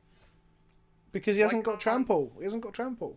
But the thing that was blocking him died before the block. Yeah. So how it works? We talked about this last time. And I'll explain it again. And again, it's not that intuitive, so I can see why you're a little bit confused by it and stuff. If you kill it before blocks, it cannot block. Once it has blocked, it has become blocked. So once it's nominated that it's blocking, it is then blocked. Oh man! So that could have killed you with that shot. You could have killed with that shot. You've got it anyway because Angrath just kills me. I have no way to gain life here.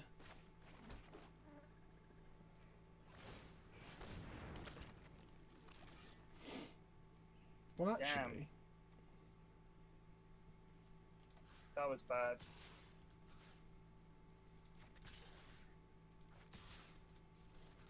Okay, there's one line. Let's see if he sees it. So you're not attacking my lad. What is this? Hold on. Whenever a sapling you control dies, it deals 1 damage to each opponent and you gain 1 life. It's not a sapling. So don't I just block... I've definitely blocked Targar, Famine, Incarnate. Block that. Oh, you saw it.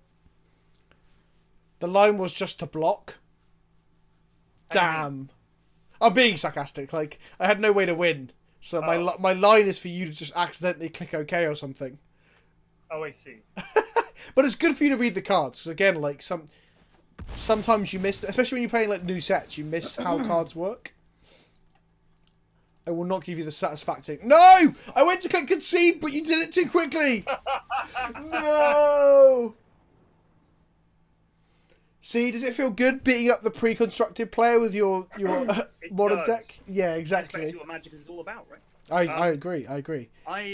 So that's interesting. I need to remember that. So I can't, because I thought he'll block with his little lad here, and I'll just kill it, and then the damage will go through. No. But once you declare the block, that's what I'm hitting, regardless. Correct. Yes. I thought it would be like if that's not there, it goes to the. Yeah, because it makes loads of interplay where like you need to remove blockers before you get a blocks and stuff like that.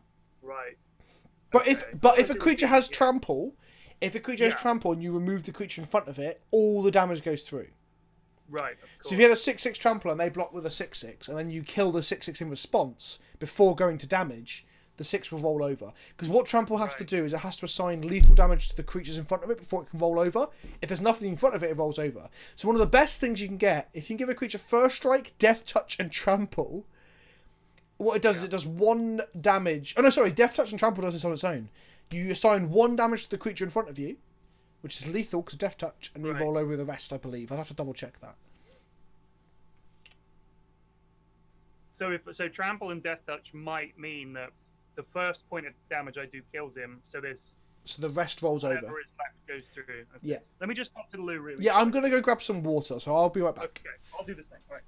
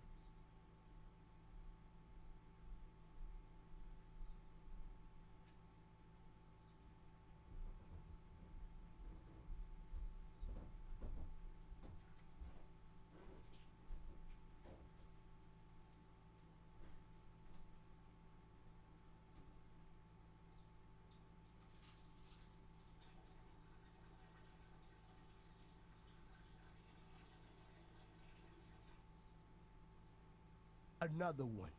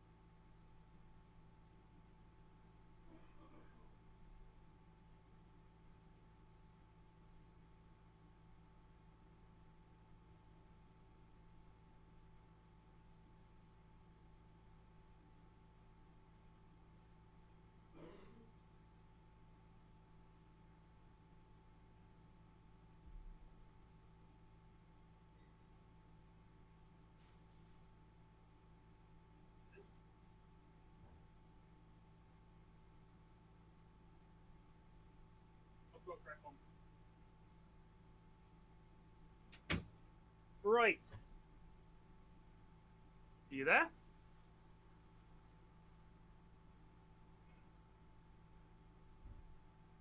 Hello?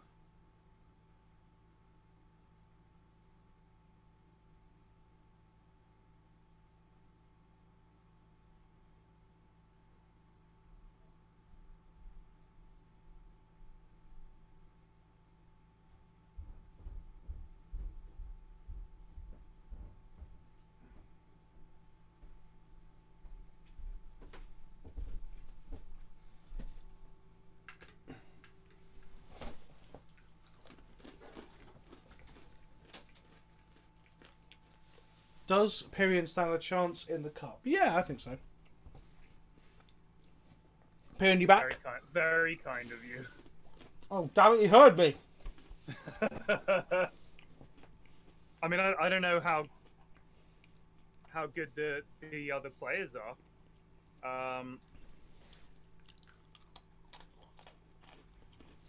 By the way, since things are blocked, even if they die before damage, you can also block a guy, then sacrifice your blocking lad to still prevent the damage and get the advantage from your sacrifice ability.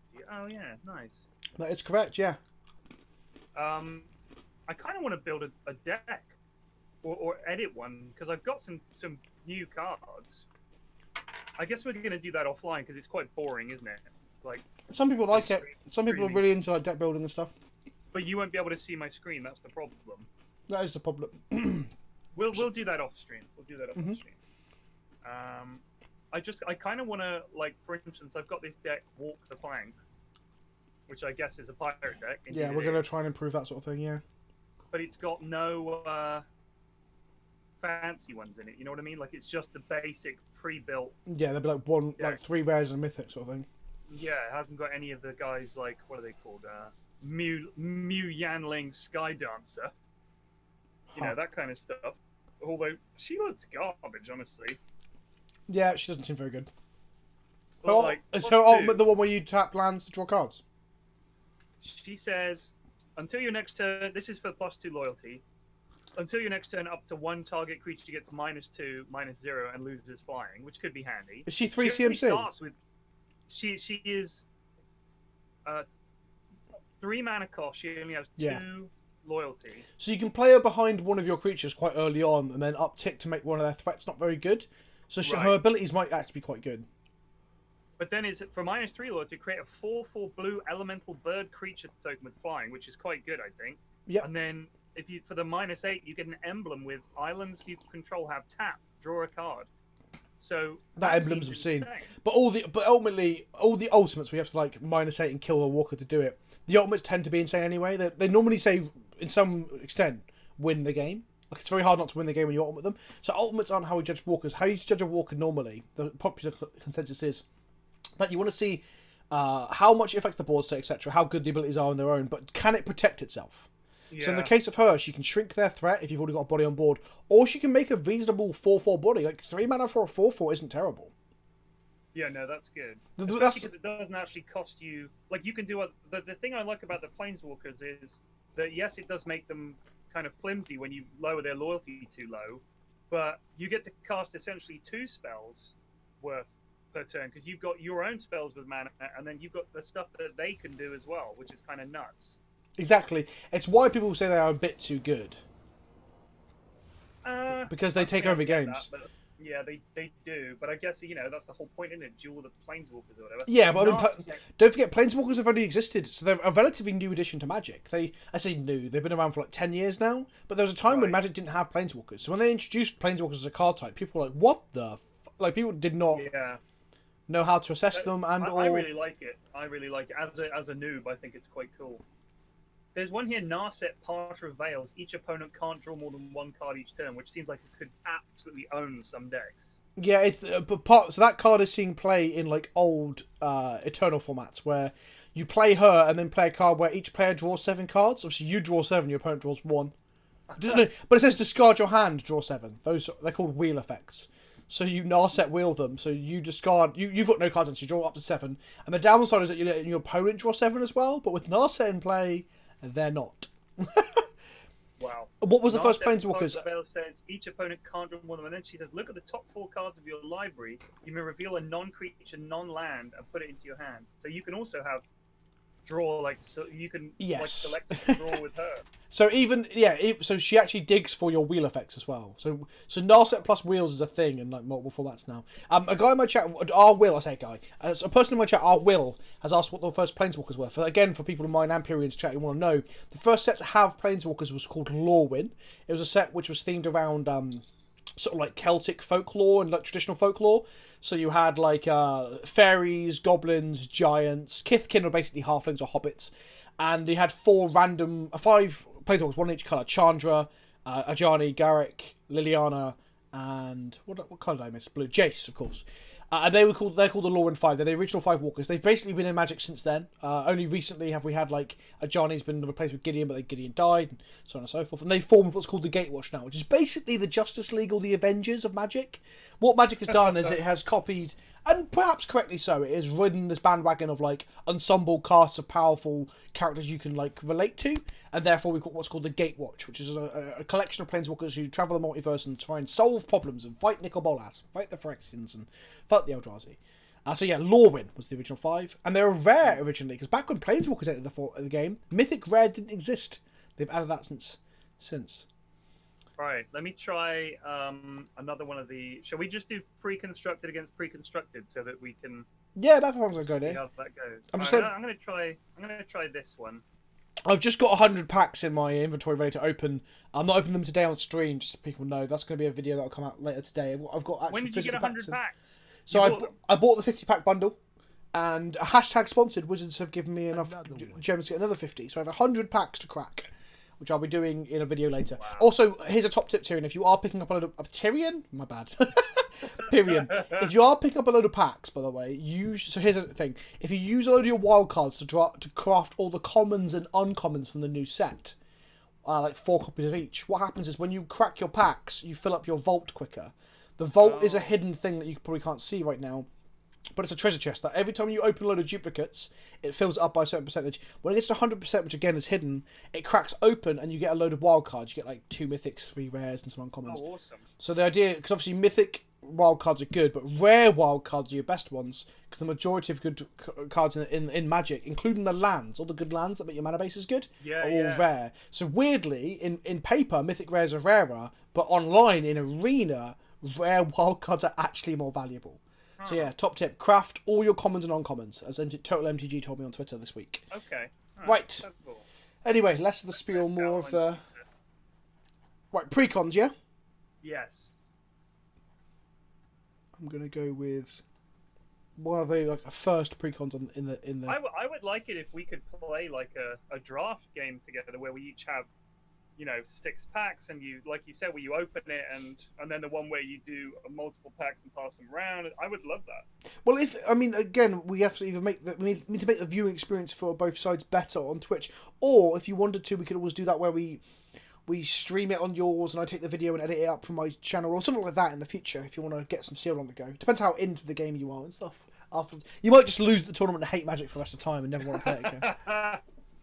I'm going to go with one of the I know a lot of my viewers want to do a tournament after this. Oh, sweet. Can you create your own? Yeah, there's a... Oh, shit. I don't want to queue into... Oh, piss off, Sparky. During the... I'm going to quit out of this. During the pre-release event for M20 that was on Monday that I streamed, Sparky was bugged on my arena, and it said the same voice line every time I finished a game. It came up and goes... You're getting better than me now. I'm like, Sparky, if you say it one more time, I'm going to murder somebody. Yeah, so if you want to do a tournament, when you click the direct challenge button, at the top, there's an arrow you can click to bring down, challenge match, best of 1, coin flip. I believe under challenge match, you can choose tournament match. Cool. Oh, no, that's not what I think it is, though. I think that might just be best of 3. Yeah, best of 3, coin flip. So we might have to... You'll have to do all the paperwork for a tournament yourself, because the beta doesn't currently have that yet. Okay, alright. Which kind of sucks, but... Yeah, well, it is only the beta, isn't it? So yeah. We'll get there. It's a beta that's fully monetized in every possible way. Sounds like Dota, honestly. That's the joke. Dota was in beta for a very, very long time. Oh, really? What, Dota 2, you mean? Yeah, and then whenever something happens, people always say, wow, it's still in beta. That's the exact same joke that's happening with Arena right now. Yeah, and then we say, hey, look, guys, Valve are just a small company. We can cut some slack. That's exactly. It's all the same jokes. Apart from with yours, it makes more sense because Valve are actually a lot bigger than Wizards. I mean, Wizards are backed by Hasbro. They're one of the biggest companies in the world, or at least biggest toy companies anyway. But Wizards itself, I believe, is relatively small in terms of staff. So it makes it even more impressive that they managed to make this incredible game as well. I'm gonna... Actually, you can clear off. How about that? There we go. I've kept a 2-lander. I will probably be punished. No, I would not. Never didn't have it. Wizards also has a history of really not being good at online products. That is correct, Fred Baker. As good as Magic has been, even when standards have been bad, Magic is still pretty good, and it's stood the test of time. Most card games have been and gone and died, like, or not, or just aren't as successful. Like, you know, Yu-Gi-Oh, Pokemon have kind of stuck around, but everything else has died, hasn't it? Yeah. But besides that, like Magic's online versions has never been quite good. Arena is kind of a breath of fresh air compared to Modo. You have a 3/3. How do I beat that? Another one. Okay. Shouldn't have played that land there. I should have drawn the cards first.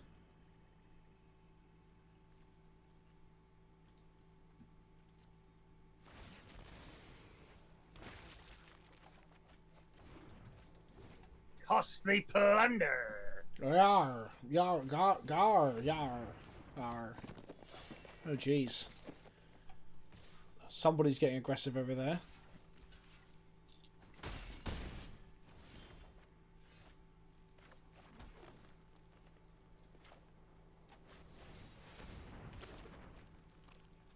No. My board Not the widens. saproling.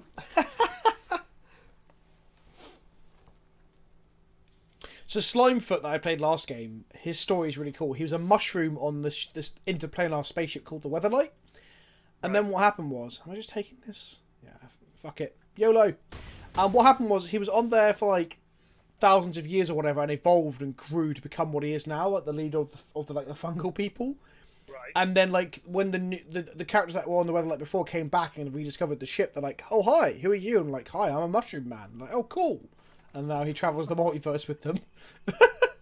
I believe. I mean, don't quote me fully. The ins and outs of that story are probably a bit more intricate than that. Okay. You have 2 3/3s. I'm going to die to them if not careful.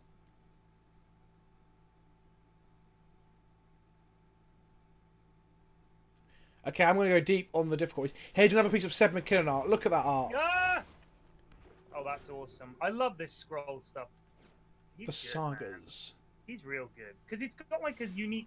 If you look at quite a lot of the other art, has kind of got a sort of... Oh my goodness. Really? Ethereal sort Look of... at this guy. Oh my goodness.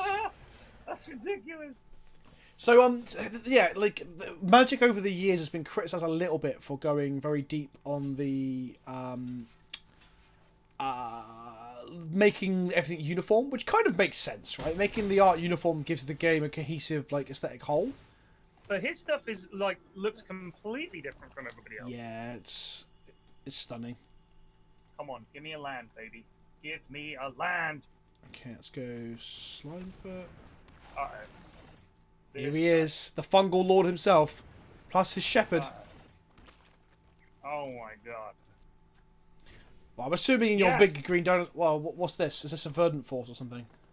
Oh, Oh, wow, trample. Okay, I'm dead. That was like the perfect thing.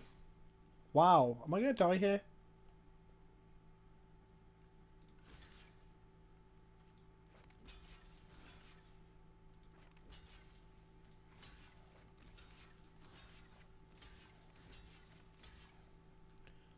Do I go 1, 2, 3, 4, 5, 6, 7, 8?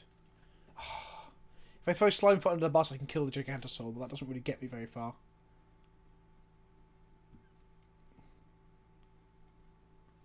Okay, I guess I go, yeah, like that. That doesn't feel good.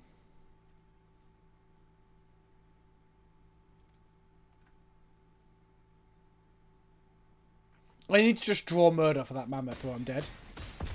Because I can chump block your Gigantosaur for days by throwing 1/1s in front of it. But the trample's very good. Whoa. Oh, you have to sacrifice a creature at the beginning of your upkeep. Huh. Luckily, you make free ones, right? Yeah. So the saga is now finished. It runs its 3 turns and then it goes away. That is correct. Because I've definitely seen sagas, it just keeps coming back and back and No, back. no, sagas don't. You have to do other things to get them back. Okay.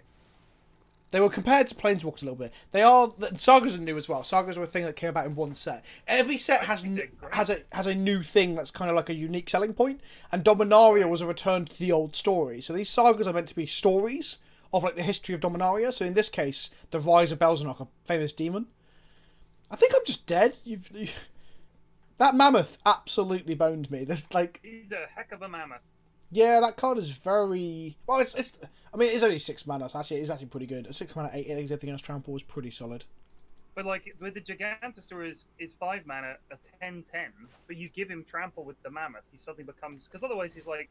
Yeah, Gigantosaur is very easy to block every turn with a 1/1. Yeah, 2, 3, but 4, once you get the 5, tramples... 7.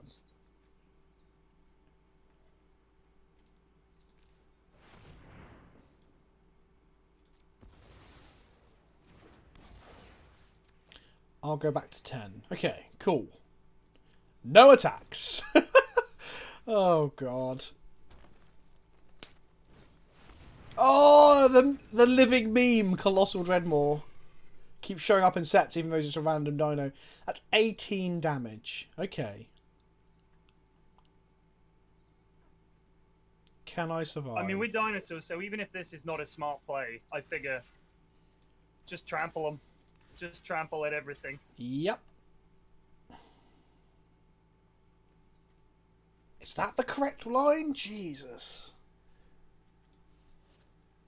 Like, I have to kill the trampling thing, otherwise that 10/10's a problem for the rest of time. So the 8/8 has to die. My chat saying you're surprisingly good at thinking like a green player. Play big things and swing. Yeah, that's my line. That's my line. God, it feels bad. I might still be in this, weirdly. Go rid of that bloody mammoth, at least. Or should I say, woolly mammoth? Wait! You having a go at my map? Oh no! 1, 2, 4, 5, 6. Oh no! I drew a tapped land! I can't cast my 7 mana Haymaker and get back in the game. This is the worst! Oh man, this is bad. That's got a 6/6 trampler. Oh, for goodness gracious me. I don't know what the cards are in this deck, so I have no idea what I'm going to draw next. Probably just a plain forest. Oh, Jesus. Okay. Gotta think creatively here. No attacks. Pass to you. This does not look good. You've got 18 power in play. I wasn't beaten by Dreadmaw Mechanical Ocelot. I was beaten by Gigantosaur plus a Mammoth. What does this do? I've never seen this card. Scarlet Wolf. I can get a green card from my hand and that's pretty cool. Stick it in my hand.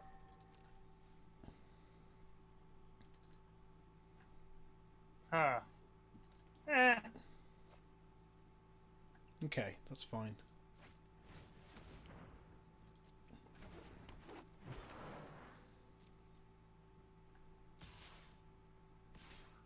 Okay.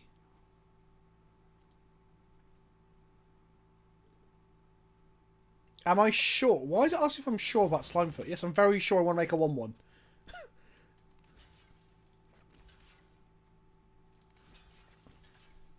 Okay.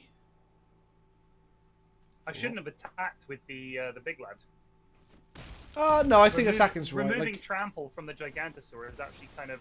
Oh, you mean the 8/8 last turn? Yeah, I agree. You should have kept that back. Okay, let's play this. This guy. So for the longest time, Verdant Force was one of the best green big creatures in all of Magic for the first, like, 10 years of its life, or whatever, whenever Verdant Force first got printed back in. God knows when.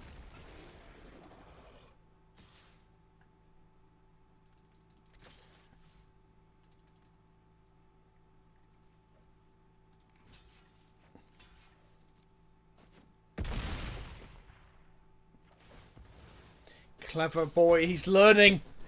He didn't want to slam his Dreadmaw into my 7/7. Okay, let's go for that.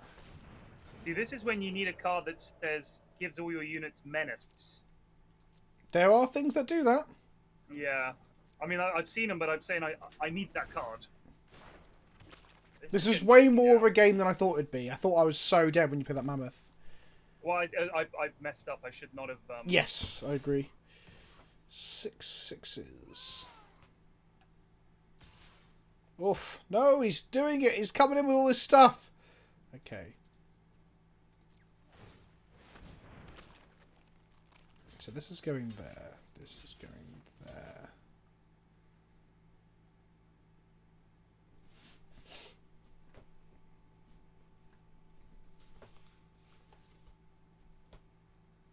think I've turned a winning position into a really bad position, unfortunately.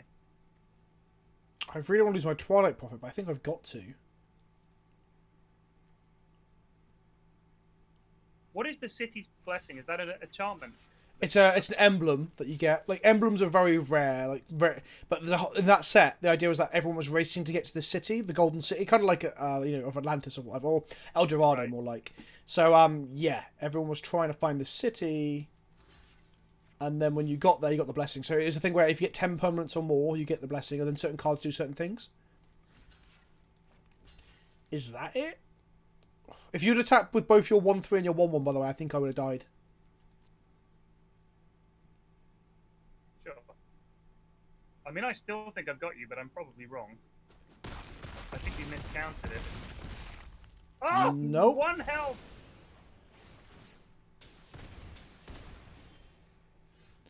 Okay, Twilight Shepherd gave me some life. Oh, for you, yes.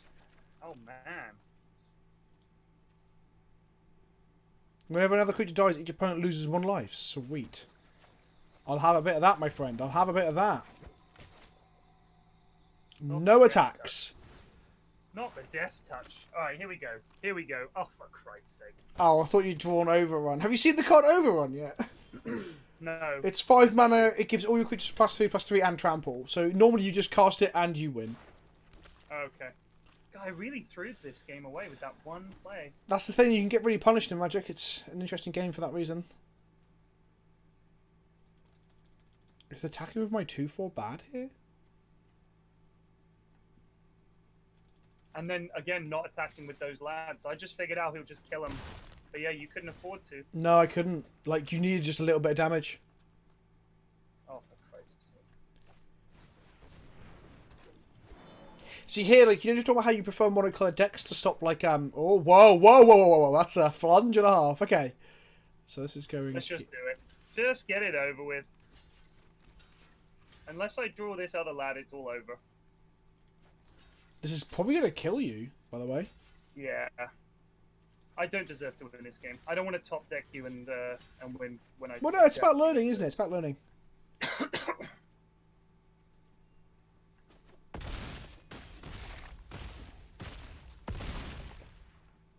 So I group blocked there when I didn't need to because I trigger this arch like a million times. It's alright. Yeah. So like you saw, like sometimes you just you get punished for your misplay. Sometimes you misplay and nothing, it doesn't go wrong. You're like, oh. Yeah. But sometimes That's you a misplay fun and deck, though. Like, that is a fun deck.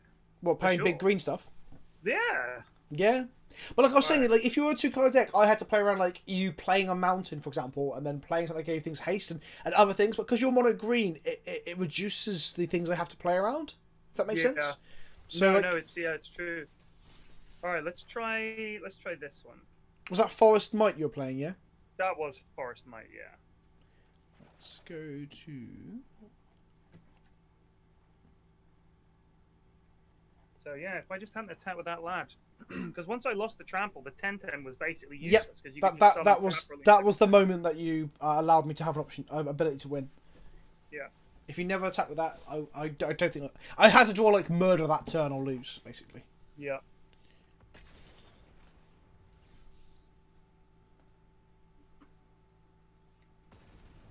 Oh, what's her name? I know her name. It's Chandra? like Janata or something like that. What does she look like? An old lady with a load of fire coming out of her hand. That's J.R. Ballard. JG Ballard, that's right. JG. That's her hip hop name. Thanks for the sub, Dan the Main. Don't forget, if you're Twitch Prime, kids, press the button above my head. Click it, and it's boom. You support your favourite content creator. If I'm your favourite content creator, I might be like not even in the top 5, but don't tell me that. That'll make me feel insecure. You have a beard, don't you, Pyrion? I'm trying to picture you now because I can't see you right now. No, I just don't shave very often. Oh, I was going to say, I've started a bit of a civil war around beards within the Magic community. Oh, really? Are they against them, are they? No. As in, like, I say I've got the best beard in the Magic community, and other people believe Saffron Olive have because he looks a bit like a Viking, you know. But it's just not kept enough for my liking. You dig? I mean, I don't like a well trimmed beard. You don't like it? No, I like a wild man kind of look. You know. All right. Well, fuck you too, buddy. I'm just saying for me. When we meet next week, I'll let you touch it, and then that might change your opinion.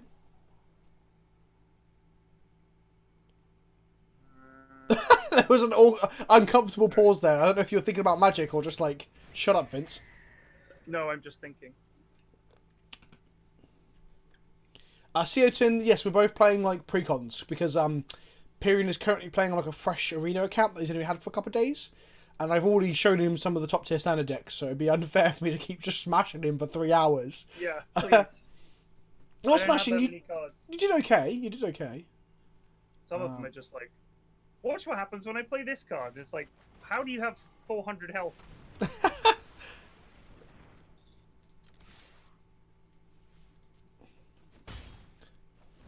But that match we just had with the precons was actually really fun. So sometimes it's nice to bring the power level down. Another one.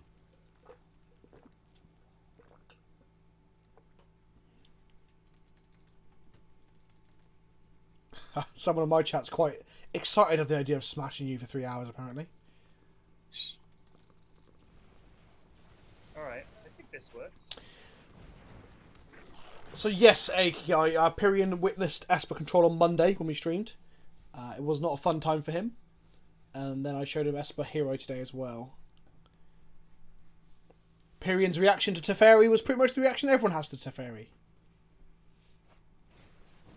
No!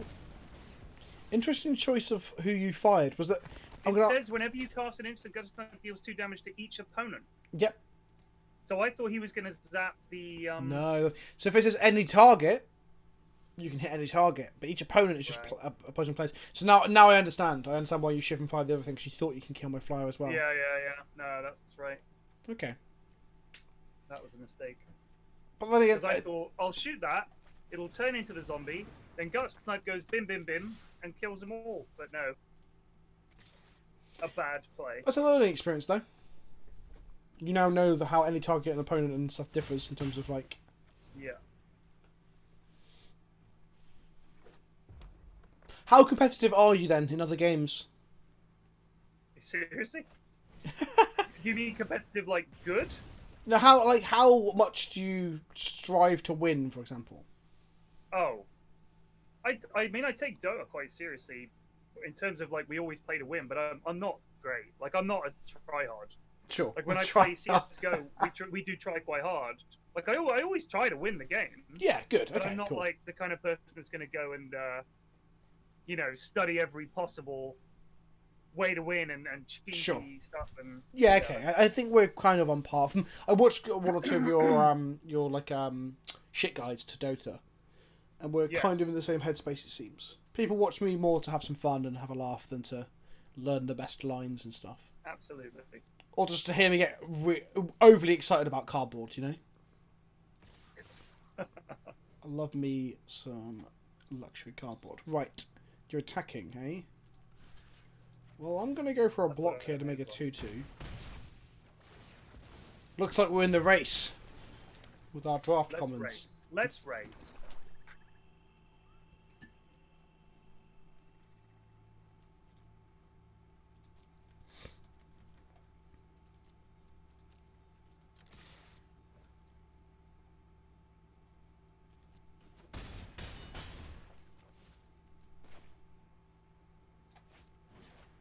I love this art too. This is some old school art, that is. Oh god, look at that thing. Yeah, I know. Some of the old horror arts. So, wait, I've got a thought here. I'm pretty sure this works. Do you want to talk me through it so I can tell you yes or no first? No, I think I'm right. Okay, cool. If I return a token, it's gone, right? Correct. Yeah, okay. Different to Hearthstone. See how good Guttersnipe is for like turning all your like utility spells into burn spells?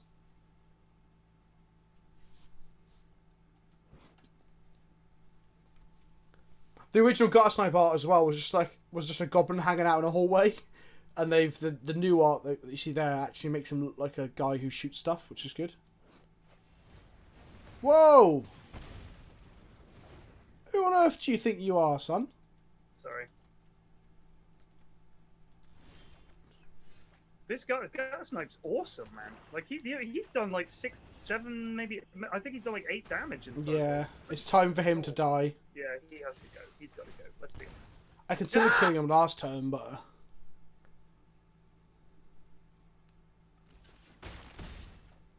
that thing's brutal. Oh my god, you've got me. nothing. I land. Here it comes. A 2 mana cost 7/7 trample hasted. No, flying. these are precons. This is gonna be a 5 mana 2/2. Oh look but at it's him! Goblin Shaman Zombie. I love the way it changes the border to black red as well. Why is he a zombie? Because I cast made him a Vise zombie. from the grave, yeah. And when they come back, it says they're black and a zombie.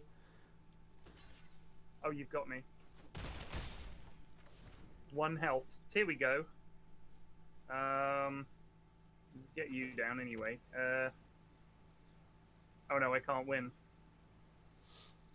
So there's a key moment in this game that we can learn from is when, well, obviously you even said you weren't sure on how that thing went with the gutter snipe. Yeah. But if you'd shiv and fired my 2/2 flyer, like you'd be Yeah. way more in this game. Yeah. Oh, wicked! Look at this. Oh, I like that guy. They're now, So the infectious horror is a zombie horror. Good lord. yeah, and the gutter sniper is also a zombie, so there's some synergy there. Yeah. But I guess I'm just going to do this again. This is the second time today that I've pinged you for 1 to get you there. Exactsies. I tweeted the other day that Magic's taught me that sometimes 1 damage is all you need, like that to any target. Like there's all these spells that you think 1 damage. What's that going to do? There is a Yeah, card called Gut Shot. It's not in standard at the moment, but it's just do 1 damage target any target, right? But its mana cost is either 1 red or it's what's called Phyrexian red, so you can pay 2 life to cast it. So there are games where I think there's a famous case where LSV was on 4 life, his opponent's on 1, and he just draws the top deck. It's Gut Shot, so he just pays his 2 life and shoots him for 1. It's so good. Yeah. Right. I'm really digging that Sapling deck. Even though I think both times I've won with it is because you've made a mistake, not because I'm any good. But that's part of Magic, really. I just think it's really interesting. If you dispersed his gutter snipe, you would have gotten it back because you're still the owner. It wouldn't have Yes, saved that is another point, yeah. So if I reanimate one of your things... because it's technically mine. So there's 2 terms. There's controller and there's owner. Controller is the person controlling it at the time. Owner is the person whose deck it came from. When you bounce things, it's always to owner's hand because you can never put someone else's cards in your hand. So yeah, disperse and blink. So for instance, if I was to cast, what's that one called where it grabs someone's card and you get it for the rest of the turn? Act of treason? Act of treason. Could I then bounce it at that point and I'd get it back? No, because it says, oh, you could if they've stole your thing, yes. There's owner and controller, but if something's going to hand, it's always going to its owner's hand. Because you can never put cards that your opponent owns into your hand. You can't do that. Okay, I think this might be one of the worst precons, so let's see how this goes. Which one have you got? It's blue-white crap. Crab? No, crap. Oh. I think it's just things that fly. Flying might be annoying. Well, I could have played this on turn 1, which is actually a standard playable card if I didn't have that bloody tap land. I've also played the wrong card there. I should have played this card here, the Sunhome Stalwart. That was dumb. I was too obsessed with playing my birds.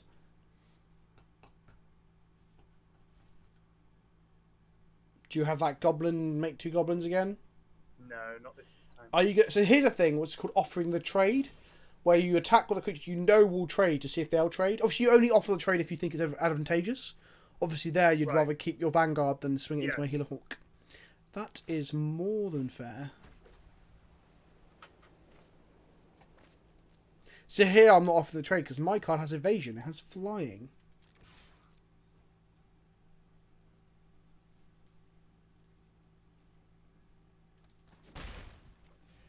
Then we're going to go Healer Hawk number 2. Caw!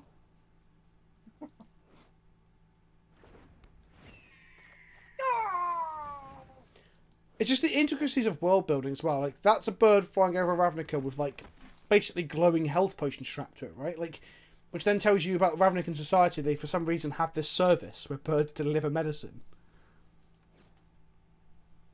Isn't Magic great, Pyrion? Isn't it great? Oh, I love it. Yeah, I really think it's very good. Isn't it better than Dota? No. Are you into like the lore and the flavour of Dota? Or is it more from a mechanical perspective that you like it? A little bit, not as much as some people, but yeah, there is lots of lore to Dota.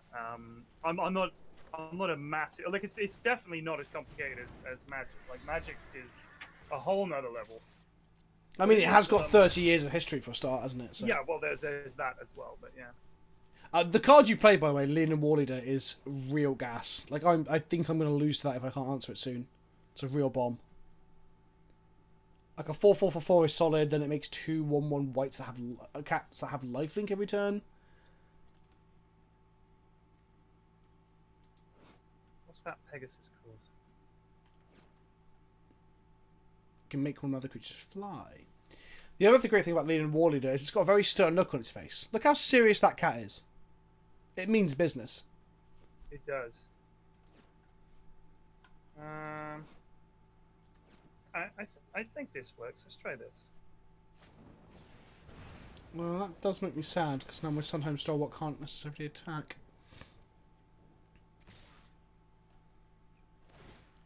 Right. Well, let's block that bad boy. Is there a reason you attack with the Vanguard? Oh, there it is. Oof. I like it. Gate Indestructible as well. I thought that was alright. That was good. So we refer to those cards as combat tricks. Like cards that, you know, surprise people out of nowhere, right? I checked it was an instant before I made this play. That is good. That is good. The thing is, like, I haven't seen you cast a combat trick yet. So it's like you're a sentient human being who's learning. I know. Imagine that. Well, at least I got rid of that chuffing Leaning Warleader. Sadness on the stack, said Febreca. Yeah, exactly. Break out the bugle. Come on, whiff, whiff. I'll get the bugle now. Come on, it's the second time. I can't play a bugle very well.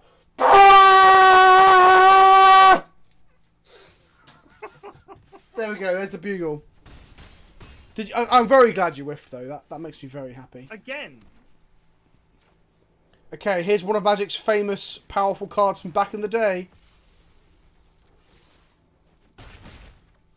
When did you get to 21 life? What the? Oh, these have lifelink. Jesus Christ.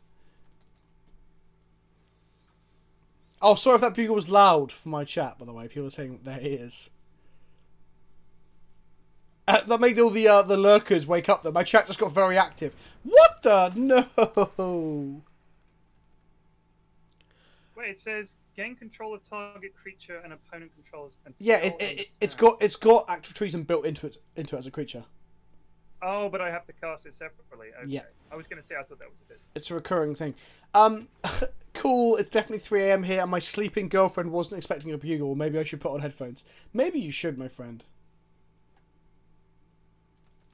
Oh my god, that captivating crew is so good.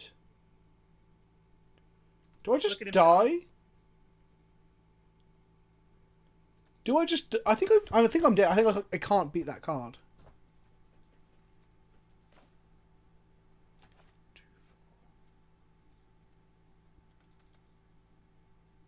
Wow. It's funny because like Captivating Crew isn't considered to be much of a good card, but in this circumstance with like depowered decks, it's very good. I really miss having my murder card though. I'll be honest with you. Can I even attack here? Don't think I can.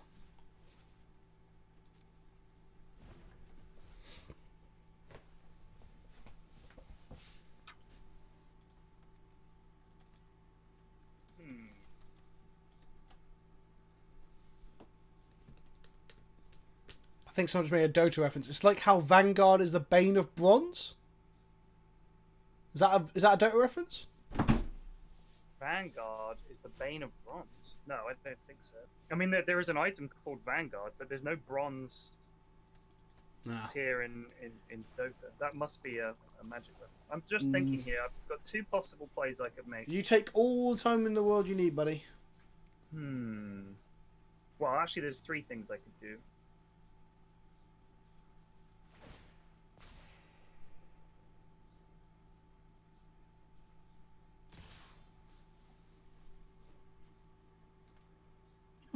Okay. Well, I can smell another combat trick, right?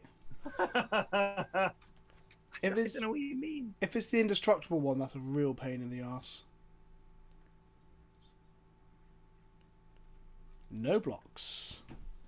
Oh, really? If you got like Leap of Faith plus a Maker Stand, I'm just dead.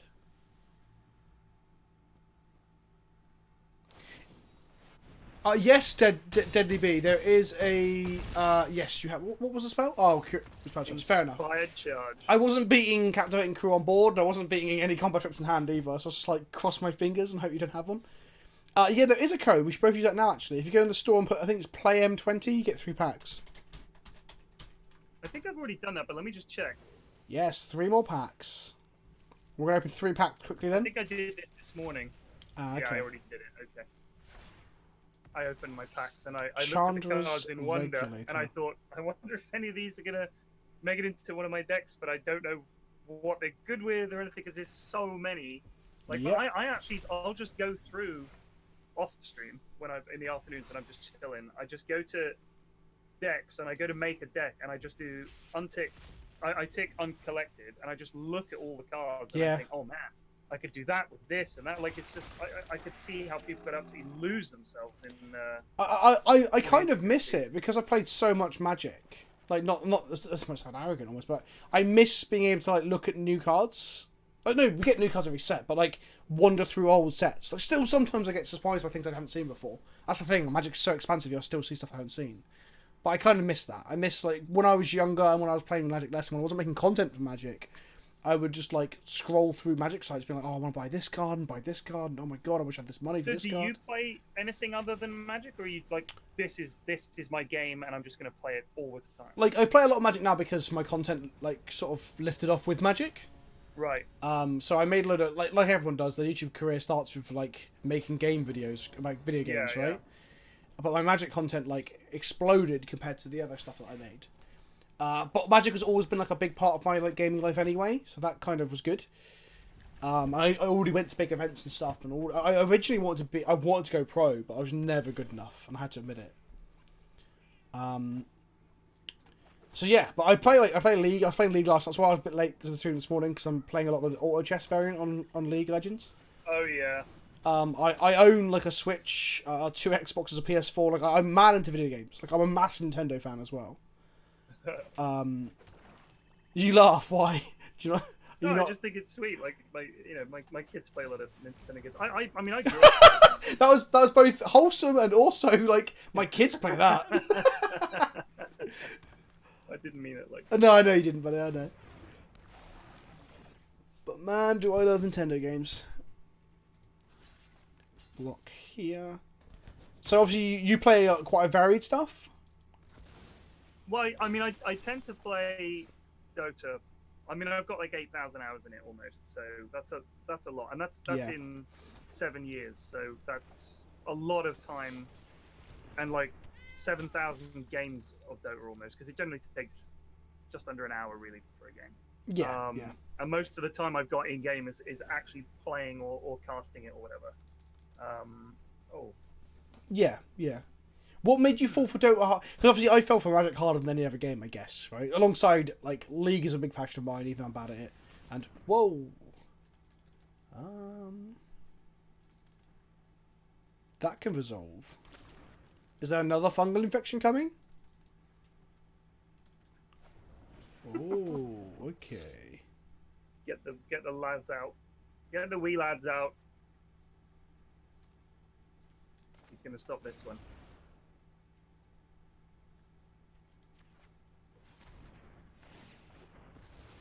You killed my sapperling. You bastard. It's like a South Park reference.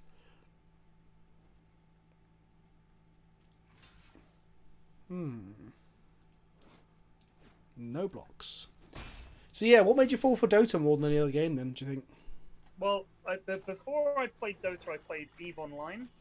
Right. Just like, I don't know if you've heard of it. You heard of it? I'm aware of it, yeah. Okay, so I played that for like 3.5 years. A lot. I mean, a lot. And What do you make of the current thing going on with the Borg invasion that's happening? I'm not keeping up with it at all. Oh, I mean either, but it's made like mainstream gaming websites like front pages and stuff, where like an alien invasion's happened out of nowhere. Oh, it's crazy. Like it really is. Like I haven't kept up with it at all. Like it's not a game that I'm sort of still interested in following. Sure. So I just don't. But I think I've lost. And before that, I played World of Warcraft, so I was into like MMOs and stuff like that. And then I quit EVE because it takes over your life. So my friend, who I also played EVE with, said, "Oh, you should try playing Dota." And I was like, "What's it like?" Because well, it's like League of Legends. And I played League of Legends. I think I played 2 games of it with a friend of mine, and I hated it. So I just sort of didn't. I just sort of didn't play it. And then he kept talking me into it and kept talking me into it. I was like, fine. So I played it. Ah, Christ. I should have seen that coming. Combat trick. Yeah. I knew there was something up when you just attacked with the 2-2. It's obvious what I've distracted you by talking about Dota. Yeah. That's interesting. So you never played original Dota then? No, I never did. I've got a weird relationship with Dota where I played a lot of Warcraft 3 when it was around. Warcraft 3 was one of my favourite games, online games ever. That's the way most people got into it. Is they played Warcraft 3. But I hated Dota because I loved Warcraft 3 so much, and I'd always want to play Warcraft 3. And everyone would be like, "Anyone fancy a game of Dota?" And obviously the lobbies became like Dota lobbies, and like Warcraft 3's online community just shifted towards Dota. Yeah. Well, I was always like, "Oh man, I just wanna play the sick." So yeah, my relationship with Dota is weird like that. I see it as this game that kind of not killed, but like almost like a parasitic relationship ate away at one of my favourite online games. I've tried playing Dota, but I guess I get that. I prefer the simplicity of League in a way, which is weird because as far as card games go, I like the most complex card game around, right? But when it comes to MOBAs, I'm like, just give me the easy shit. I can understand that. Oh, for Christ's sake. I was really scared you were just going to murder both these Pride mates and I'd lose the game, but... No, I don't have anything.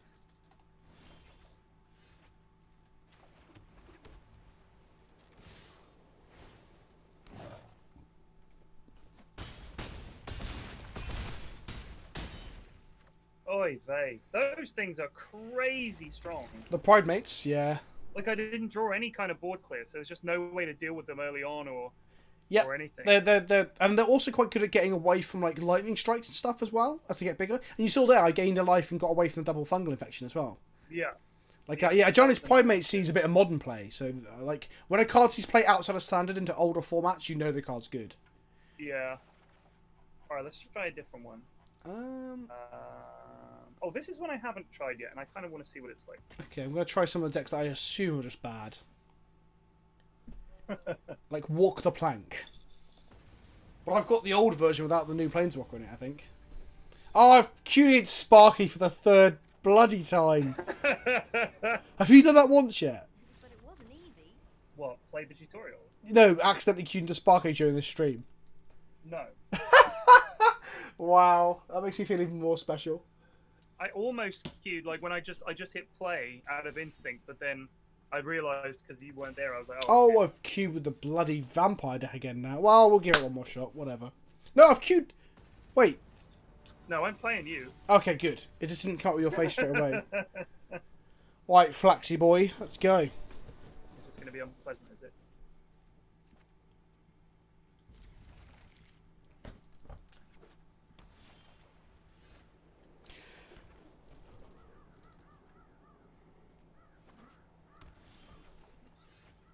Right, I don't have any Pride Mates in hand, which makes this deck significantly worse, I think.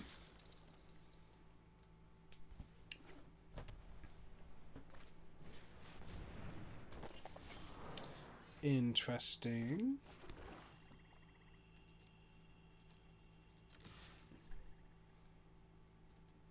I'm offering the trade. He does not want to take it. No, he doesn't. Okay, well... What? Did you kill it? Yep, of course I did. I'm not going to let you untap and draw a card off an enchantment. No way. Oh, that would have been so value as well, wouldn't it? Oof. I really wish I'd traded. Yep. But, I mean, you would have killed it anyway, right? Yeah, exactly. I was happy if you to trade to kill it, or if I had to use my removal spell. I was happy with either way, I think. But, I mean, you would have just zapped it if I'd offered to trade it. No, I would let it die and keep my removal spell for a threat later in the game. Oh. Basically, I wanted to kill... so here's my thought process for some learning, I guess. I wanted to kill the enchanter regardless, because I didn't want to draw your cards. So I was happy to either trade in my 2-mana 2/2 to kill your 3-mana 2/2, or spend a removal spell. I think I would have been happy if the creature died in a weird way, because I can have my removal to kill something else later down the line. I'd answer someone in my chat, no, I haven't got the new cards in this deck, because we're playing with just the precons and stuff. This is the old precon. Just to do some learning. Here's a rare. Huh. These are vampires, though, so this could be our vampire deck if we end up playing it. Oh my god, what the fuck is this? It's the Vampire Oh, they're Hellrider. bloody vampires. Vampires are pretty good. I'm on 29 life. This is pretty gas.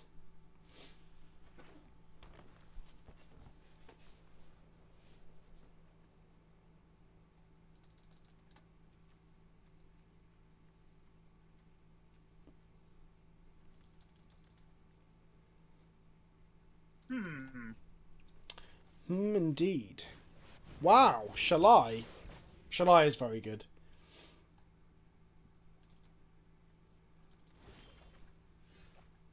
You've played this deck against me this morning. I'm pretty sure. Oh, I play good white I tokens. definitely recognise this thing. Shalai is great. When you play against a player who's trying to like fire burn spells at your face, and you just slam Shalai, and they're like, oh, I've got to spend like multiple burn spells to kill her. She's very good. Oh, I get to trade everything off. Sweet. I say trade, that's going to survive.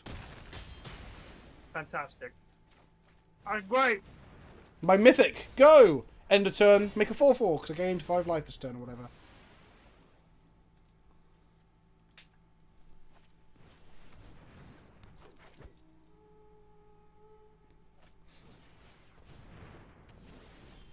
That's a 5/5 vigilant thing.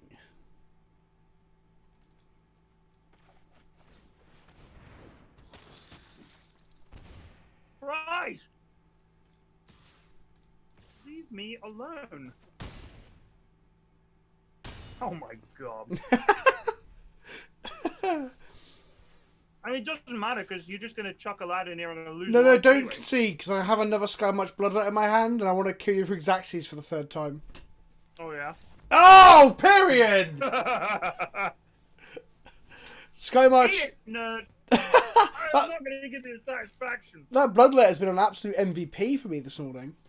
That was a good deck. My goodness.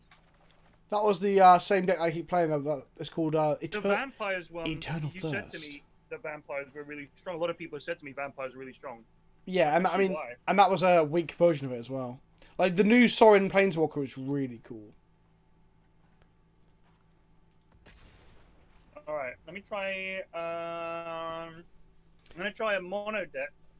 Okay. I'll just chuck these lads in. FNG Hazard is asking, are you going to TI this year, Pyrion? No idea. What is TI? That's the big DOTA tournament every year. So all year long, you have what's called the DPC season. So teams play for points to qualify for the international, which is the big tournament of the year for all the professional DOTA teams. What does the TI stand for? The international. What was the the international, right? Okay. Yes. So everybody calls it TI. And it's huge. The money in it is huge. So the battle pass that you can buy, the money from that goes into... Some of the money from that goes into Valve's pocket. Some of it goes into the prize pool. Okay, that's so cool. The more successful the battle pass is, the more money the tournament plays for. And year on year, it's always been more money than the previous year, like the actual prize pool. So last year, I think the first place team of 5 won $12 million. Wow. Okay. And they get the they get their name engraved on the Aegis, which is like the sort of Ha! the giant shield. That is wicked. So yeah, it's huge. I mean, it's career defining for the players to win TI,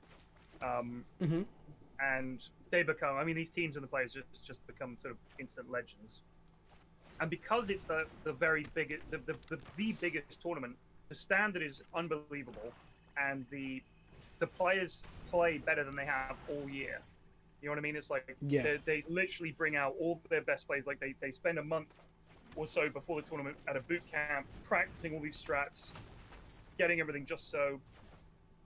What are you doing? Don't do that. Why not? It's just not cool.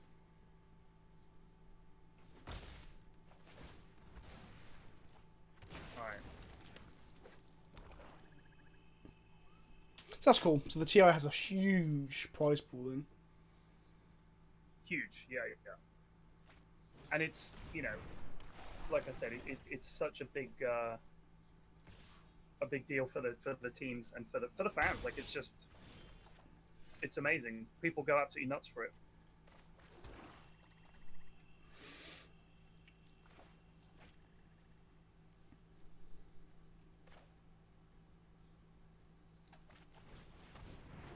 So that's what that is, and it's normally in Seattle. Okay, near the Valve headquarters, yeah. Yeah, but the last year it was in Vancouver. Which is only north of it, isn't it? Yeah, so it's not far. The place they normally have it was.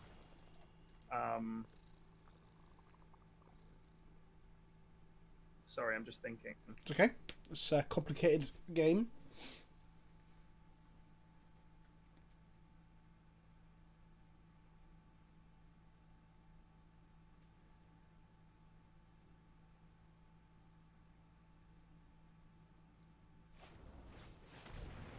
No! So, yeah, it was in Vancouver. This year it's in Shanghai. So I think I've been to the last 6. Like I've been as like talent. So I'm on the desk or I'm doing interviews or whatever. So it's great. I mean, it's the highlight of my year in terms of like all the streaming and all the rest of it. It's so when is it each year? It's generally in August each year. Ugh. That's your favourite one, isn't it? This is the lad you don't like. I don't dislike them. I just don't think they're very good. I know. I just like getting the health and he flies. I mean, you're right. There are better ones, but this one is mine.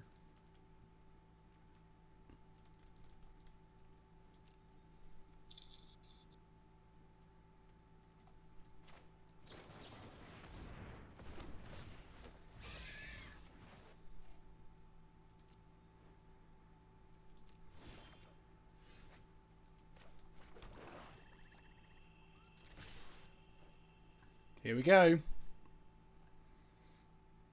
I'm playing with bloody blue-black bloody pirates.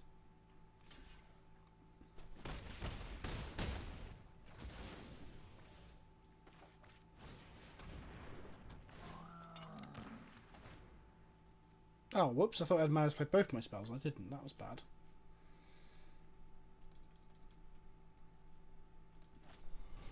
No! Okay, that's not good. I think this is where I fall very, very behind now. We'll see. Oh, he attacked the I mad think lad. You know what? Vampire Sovereign would be better if he had lifelink. Then I think he'd be a decent card. Oh, Vampire Sovereign. So I thought you said Vampire Sovereign. And Sovereign is like the Vampire Planeswalker. Oh, no. Sovereign. The guy I've got there. Yes. I mean, if he had lifelink, then he actually or she would be quite a good card.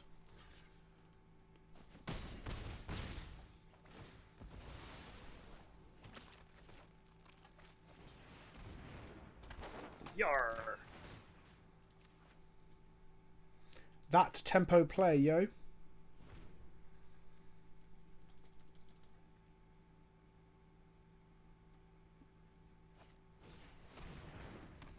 Another one.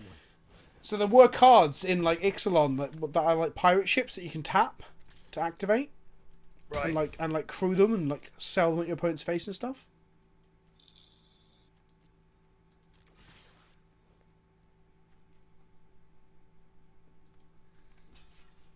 I noticed that there's treasure tokens, Yes. which I quite like. Uh-oh.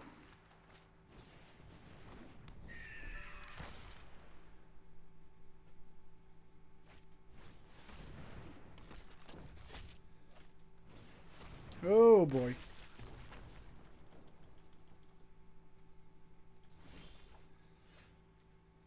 Oh, we're getting to like a board store now, are we? Interesting. Well, I've only got 4 healths.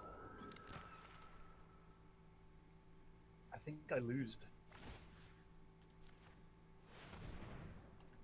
Oh no. Go, That's my spiritual Oh, no. Fathom Fleet border. Oh, what's this? Oh, it's too late. It's nothing, don't worry about it. Whoa.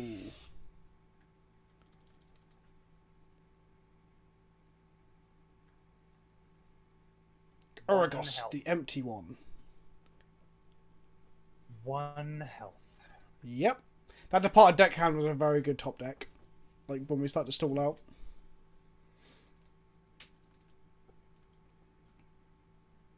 Yeah, Wiggenworthy just said in my chat as well. Yeah, that was a very good top deck. Yeah. Damn. Especially with these Axe Mana to be able to cast it and activate it as well. GG. That's not randomly a spirit, is it? No, it's good. Oh, no, no, no. None of your things have lifelink, right? No. It doesn't matter. I'm on 1 health. I'm just checking. Because if I swung with everything... So here's the thing. If one of you guys had lifelink, and I swung with everything, right? And Oh yeah, then I could heal. Yeah. yeah, you'd possibly survive the attack. But no, we have not. Good. I accept my defeat. You got beat by Walk the Plank, buddy! Good. That bodes well. We need to play this. I wish I'd never tweeted out, please don't vote pirates. I wish I'd tweeted out, please don't vote dinosaurs or whatever, you know? Yeah. So I Better think play Walk the Plank then, eh? Try and get the hang of this. okay. Stupid pirate thing I've done. I've done this to myself. I've done this to both of us in a way. You have. You've basically... You've cut the brakes on the car, and now we're both gonna... But hey, that makes us go faster. You never know. You're not going to win a race. It going makes us slow. go You don't need faster? brakes. Yeah, no brakes. This isn't Burnout or Mario Kart, buddy. This is It's a downhill run all the way. this is Magic the Gathering. I'm just going to go face every round, just like you taught me. No! Well, technically, when you attack, you only go face, so... What are you playing now, buddy? People are giving me Dota advice, which is brilliant. We should So, play... yeah, the prize pool for the TI9 that's coming up in Shanghai is already 5 million more. Wow. and- Magic should do that. They last- should take some of the money from this bloody pass that everyone doesn't like and add the money to the next Mythic.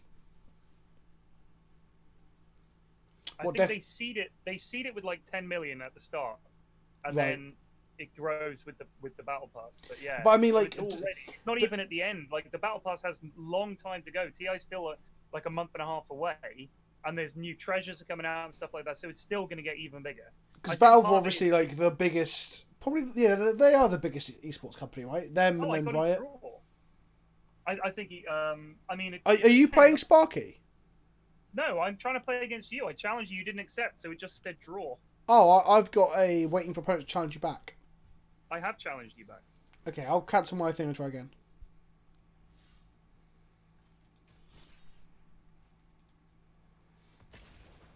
I've got a spicy deck for you now. It still says it's waiting. Oh, there we go. There we go. So So yeah, I'll let you so know the now. prize I'm pool not this playing a game's already big, pre-con. which is great. I'm playing Isn't CS:GO way bigger than Dota? I'm pretty sure it's not. But either way, they're both owned by the same company. Like Valve Yeah. are like, leading with esports, aren't they? But I'm pretty sure that they'll have to change the way they do crates in CS, because at the moment it's just like a spin to the win thing. Exactly, You know, and when the problem with that as well is that means like if they, for example, just stop doing crates altogether and have to change to a completely different system, will that mess up the economy? Like, do certain items get rarer then, right? Or do certain... Well, yeah, and also there are people who make their living from buying and selling items on this CS. Really? Yeah. Oh yeah. I was watching a streamer rage the other day, a variety streamer, and she was like, "Oh, I sold these items for like, you know, $50 each, and they're like 200 or whatever." And was showing the price graphs, and I was like, "You can't know that's going to happen. That's the thing."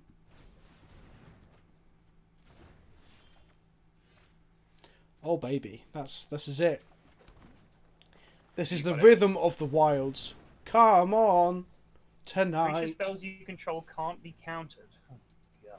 And then non-token creatures you control have riot.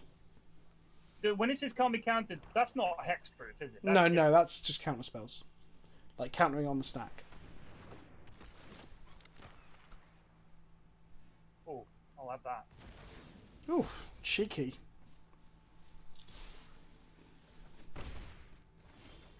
M20 is legal for the Celebrity Cup, yes.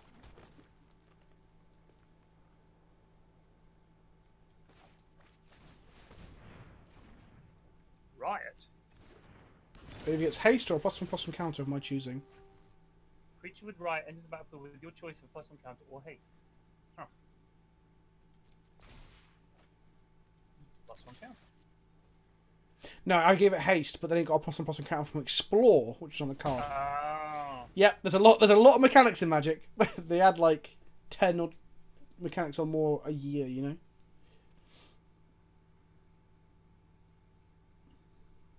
Interesting.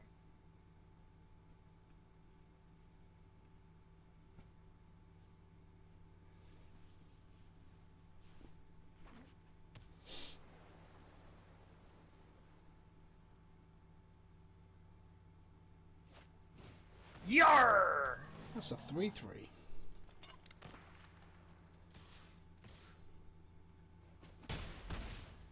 The race is on.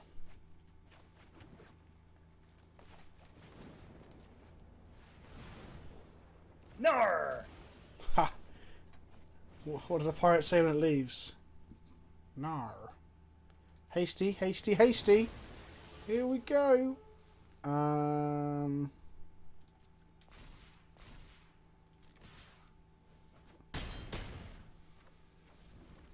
Yeah, you want to race, buddy? Let's race. Alright. You gonna play Demon or Bells Knock? I'd rather you didn't.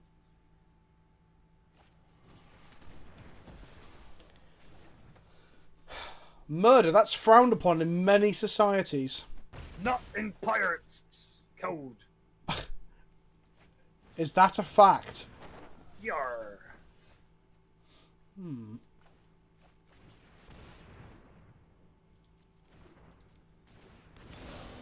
That had double riot, look. Riot, haste, hexproof, riot, trample. That's a lot of keywords. He's got a lot of stuff, this lad.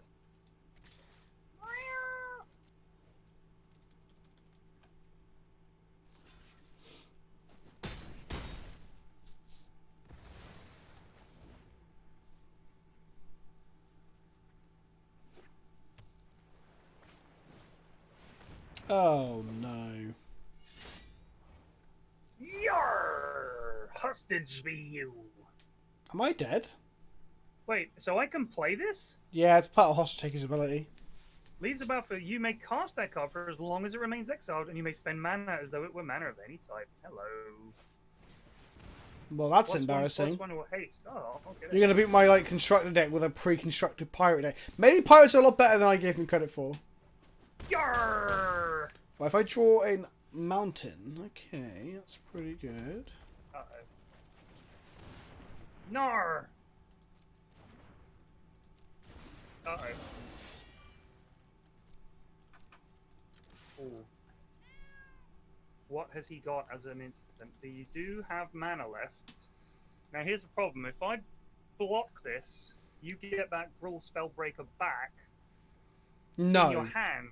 You No. don't? It says it remains exiled. Yep, so now it's not exiled, now you've cast it, I can't get it back. Okay. This does have right, haste, right, so trample. So I'm going to take, if I block it, I'll still take 2 damage. But if I don't block it, I'm worried you've got like a shock or something up your sleeve. So I'm going to have to block it. Oh, really? You saw the line. Because I do have a lightning strike in hand. So... Okay, so...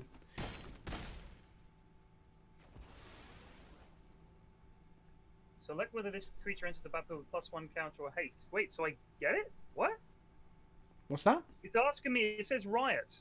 Oh, that's So weird. That's a bug. That shouldn't be happening. That's really weird.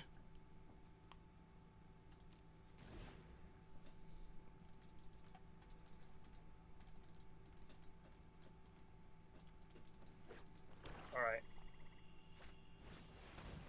Oh, boy. Oh, boy, oh, boy, oh, boy.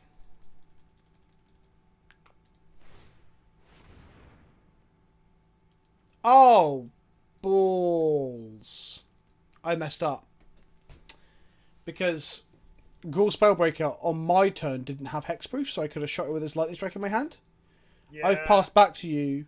Yeah, my chat's just noticed it too. Thank you, Anomaly God. Now it's got hexproof, I can't kill it. Interesting.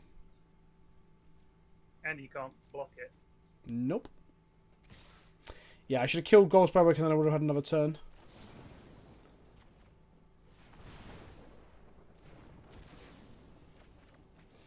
Looks like Pirates might be better than I gave it credit for. Either that or like the Pirate decks are getting lucky. Hostage Taker is also one of the best pirates like printed. No, I'm going to correct that statement. Hostage Taker is the best pirate printed. It's really good. You get a card. Yeah. You steal a lad. We're going to play 4 of those in our pirate deck. Okay. It's 12 o'clock, so shall we call it a day? Yes. And, Yes. You wanted to do some... We've got to do some talkings about the cups and things. Okay. Alright, cool. Right. Chat, thank you for hanging out. I appreciate it. I'm going to go raid someone real quick to send some love elsewhere. Yeah, and thanks to my guys. Cheers. I'll be back with Dotes later, but I hope you guys are enjoying the Magic streams as much as I am. I'm having a blast. And don't forget, next week, I'm going to be competing with my coach by my side. We're going to win it all, buddy. Your coach. I'm like, and you'll be like, Adrian! At the end. You'll be bloodied and your eyes will be swollen. You were like, That was his Adrian! girlfriend. Yeah? His coach was the guy who goes... Oh, no, I know it's his girlfriend. I'm just saying, like, you'll be shouting. Is your wife not called Adrian? She wouldn't mind if I called her that for the... We'll get her name changed by default. Just Okay, and I'll have, like, Magic the Gathering cards stuck in my body the way he was all beaten up. I'd be like, Adrian! Yeah. Like that. Alright, yeah, we can do that. Right, All let's right. send a raid to Doug's on Twitch. Right. Everyone Right. join this raid. Go Bye. show some love. Tweet, toot, and all that jazz. Alright, I'll leave the call for a sec. Hold on, I'll be back. Okay. Cool, I'm going to go pee and get a drink and stuff, so I'll see you in a moment, Pyrion. Come on, let's get more than that. Let's get a good number. No, looks like a lot of people have already left. Okay. Right, ta-ta for now, kids.